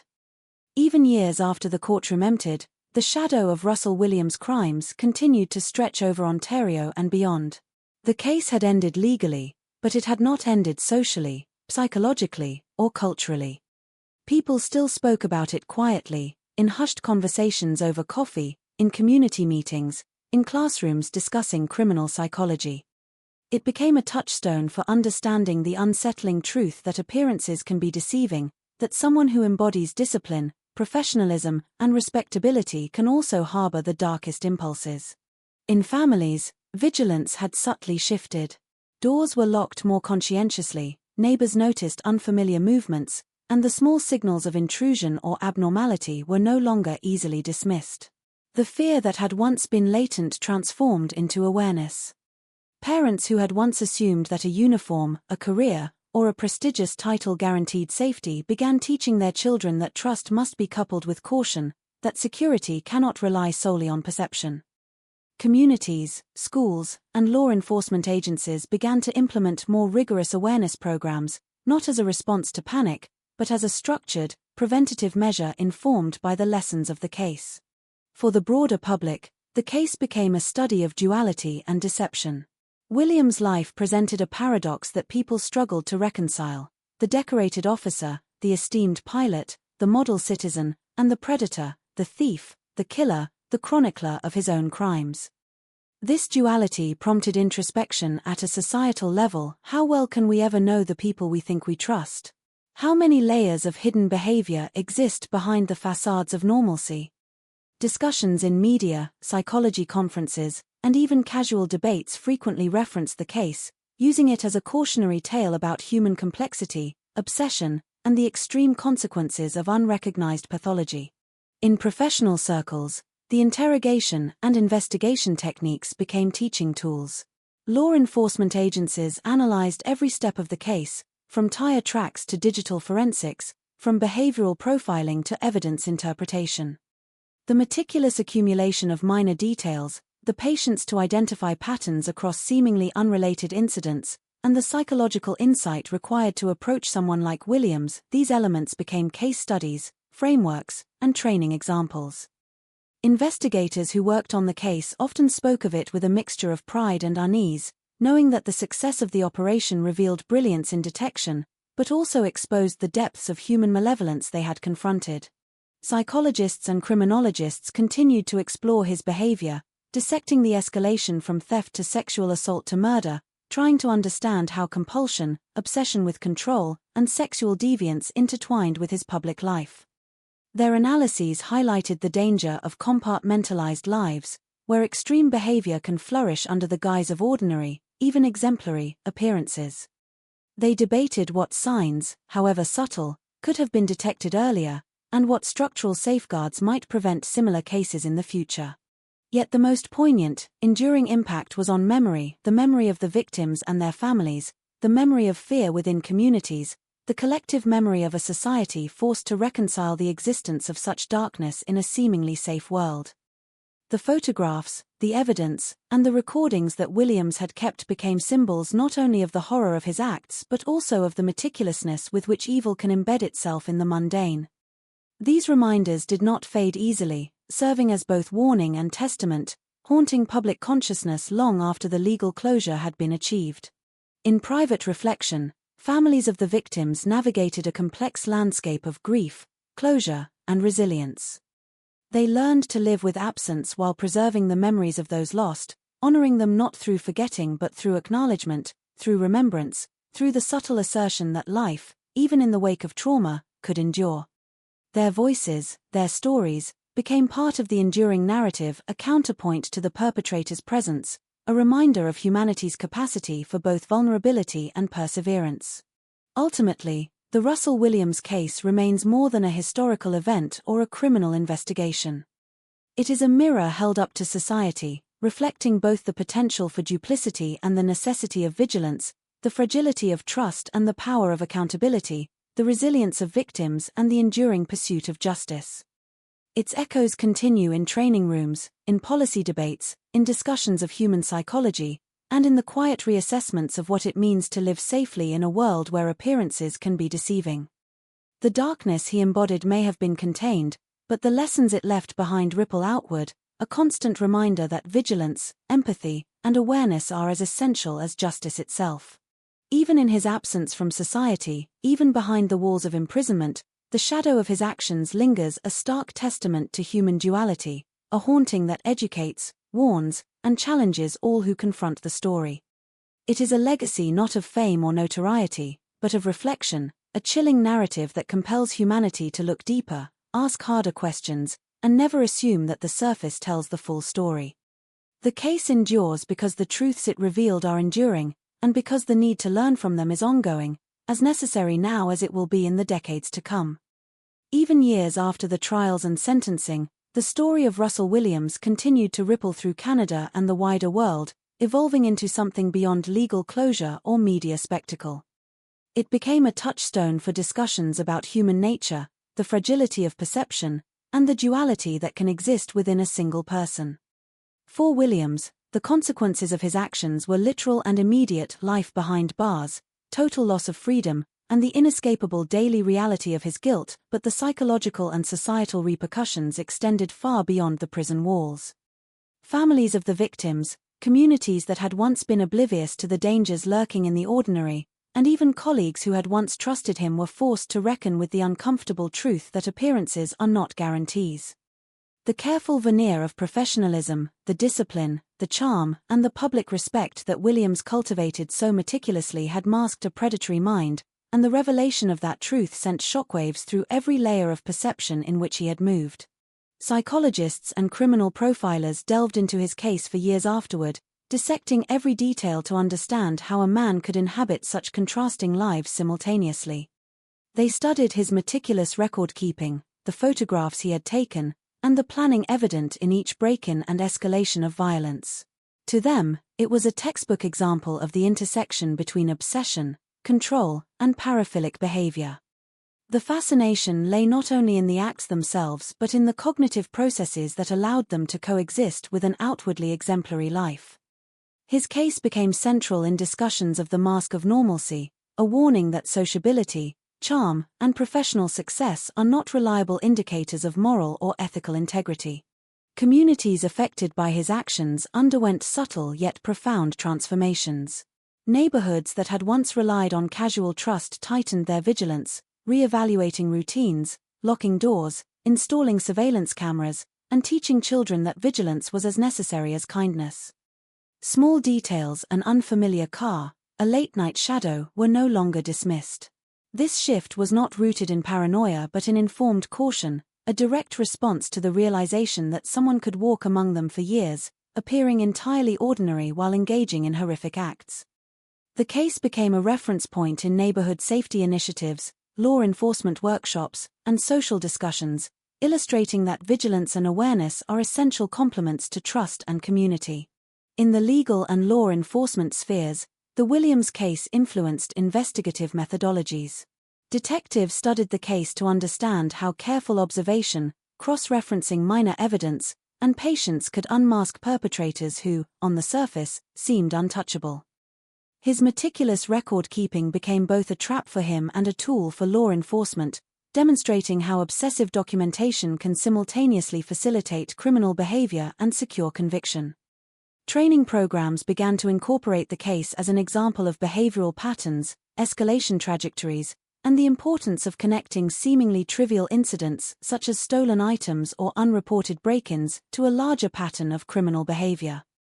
The tire tracks, the logs, and the photos became learning tools, reinforcing the critical role of details that are easily overlooked when one assumes that a suspect can't be the one. Psychological studies of Williams also expanded public understanding of the dangers of compartmentalization. His ability to live two separate lives, one as a disciplined officer and one as a predator, underscored the need for vigilance within institutions that grant authority and trust. Military, law enforcement, and other hierarchical organizations began emphasizing mental health screening, monitoring of stress behaviors, and subtle warning signs of obsessive or controlling tendencies. His case became a cautionary tale, demonstrating how access, privilege, and trust can be misused when oversight is insufficient, and how societal assumptions about respectability can blind even trained professionals to the presence of a predator. Cultural impact was equally profound.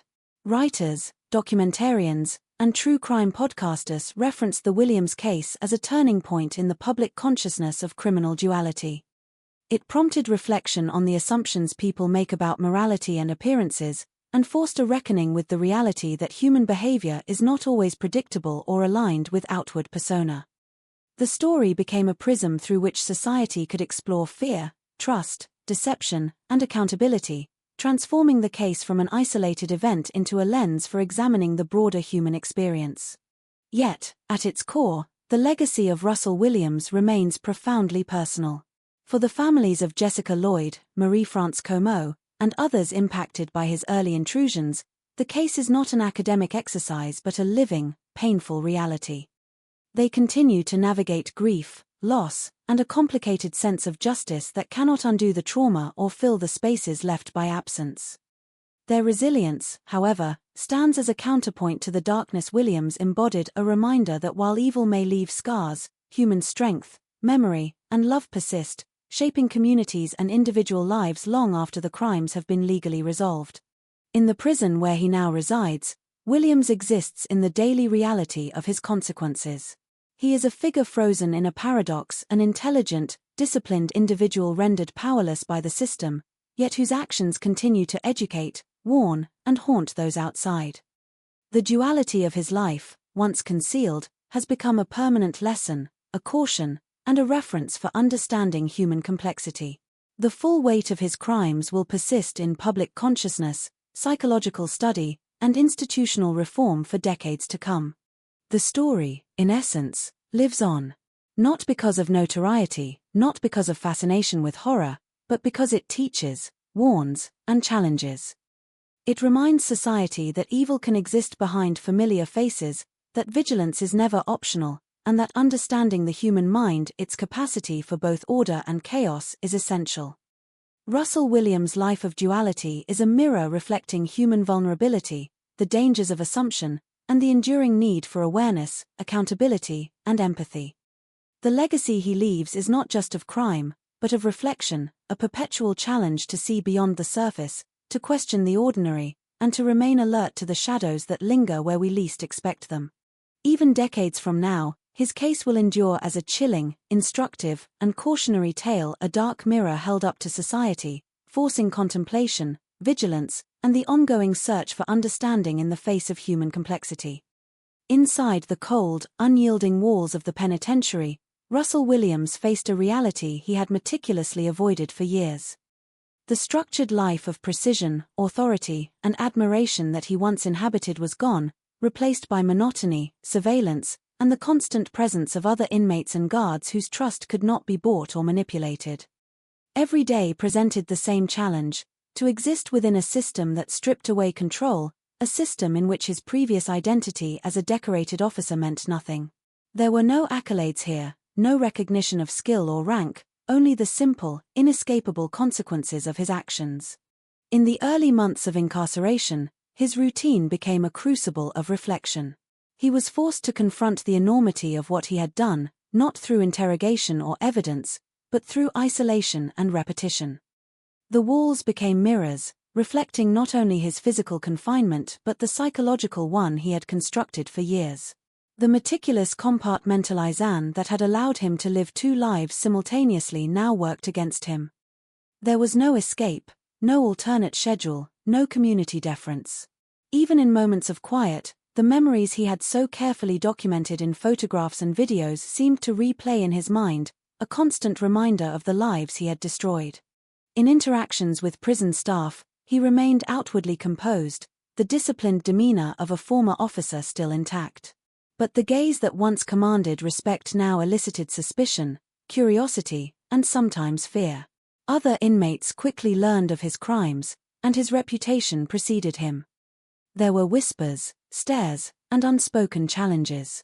Williams, whose identity had once been defined by dominance and control, now had to navigate a world in which he had no leverage, no admiration, and no authority beyond what was forcibly granted by the institutional rules. Every movement was scrutinized, every word measured, and the illusion of control he had so carefully cultivated outside was rendered meaningless. Psychologically, this environment was both punitive and revealing. Experts studying him noted that the structured monotony of prison life created conditions that forced constant self-confrontation. Without the distractions of a public life, there were no performances to maintain, no masks to wear, and no audience to impress. He was left with the stark reality of his thoughts and impulses, and the recognition that the carefully hidden darkness he had indulged in for so long could no longer find expression in action. This confrontation, though silent, was perhaps more telling than any courtroom testimony. It exposed the persistence of obsession, the lingering compulsion to revisit memories, and the challenge of reconciling identity with consequence. Letters, sporadic communications, and rare visits were infused with the ongoing impact of his crimes on the outside world. Families of victims continued to navigate grief, yet they also monitored his life through public updates and reporting, a reminder that his actions would not be forgotten. Media outlets periodically revisited the case, documentaries analyzed evidence, and true crime content explored the psychological complexity of his dual life. Williams, confined physically, remained the center of a narrative that he could not control, a reversal of the command he had exercised in the outside world. Prison routines became his anchor.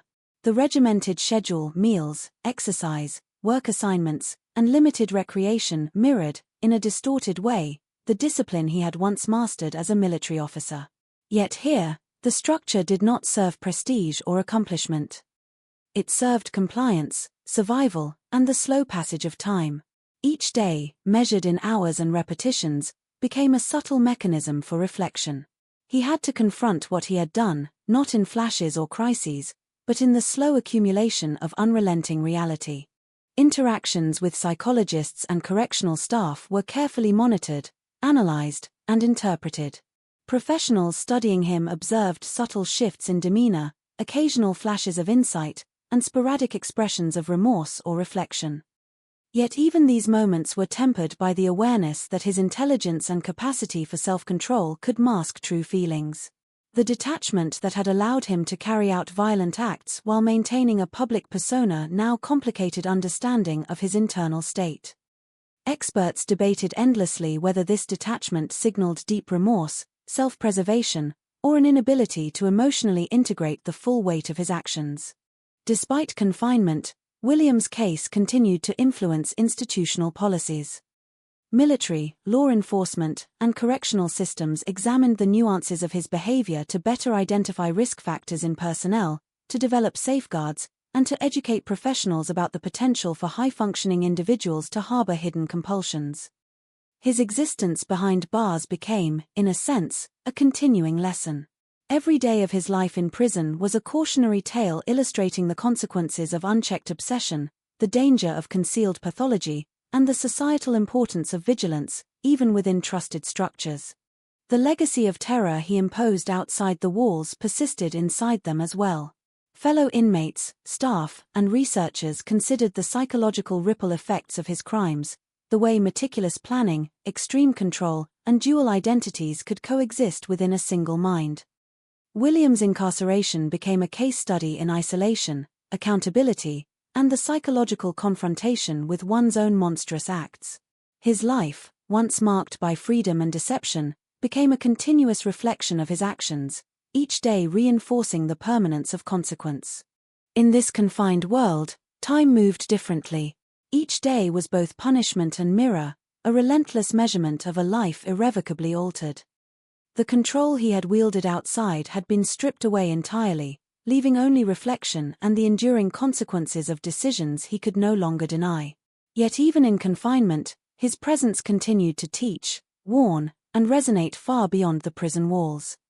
The narrative of Russell Williams, the duality, the deception, the violence, and the consequences remains a living lesson, extending into communities, institutions, and minds eager to understand the fragile boundaries between normalcy and monstrosity, control and chaos, appearance and truth. The story that began with stolen items and escalated to murder continues not only as history, but as a perpetual reminder, the human mind can harbor unimaginable darkness behind the most ordinary facade, and the consequences of such darkness, once revealed, echo endlessly, shaping society, psychology, and understanding long after the perpetrator is confined and the legal system has rendered judgment.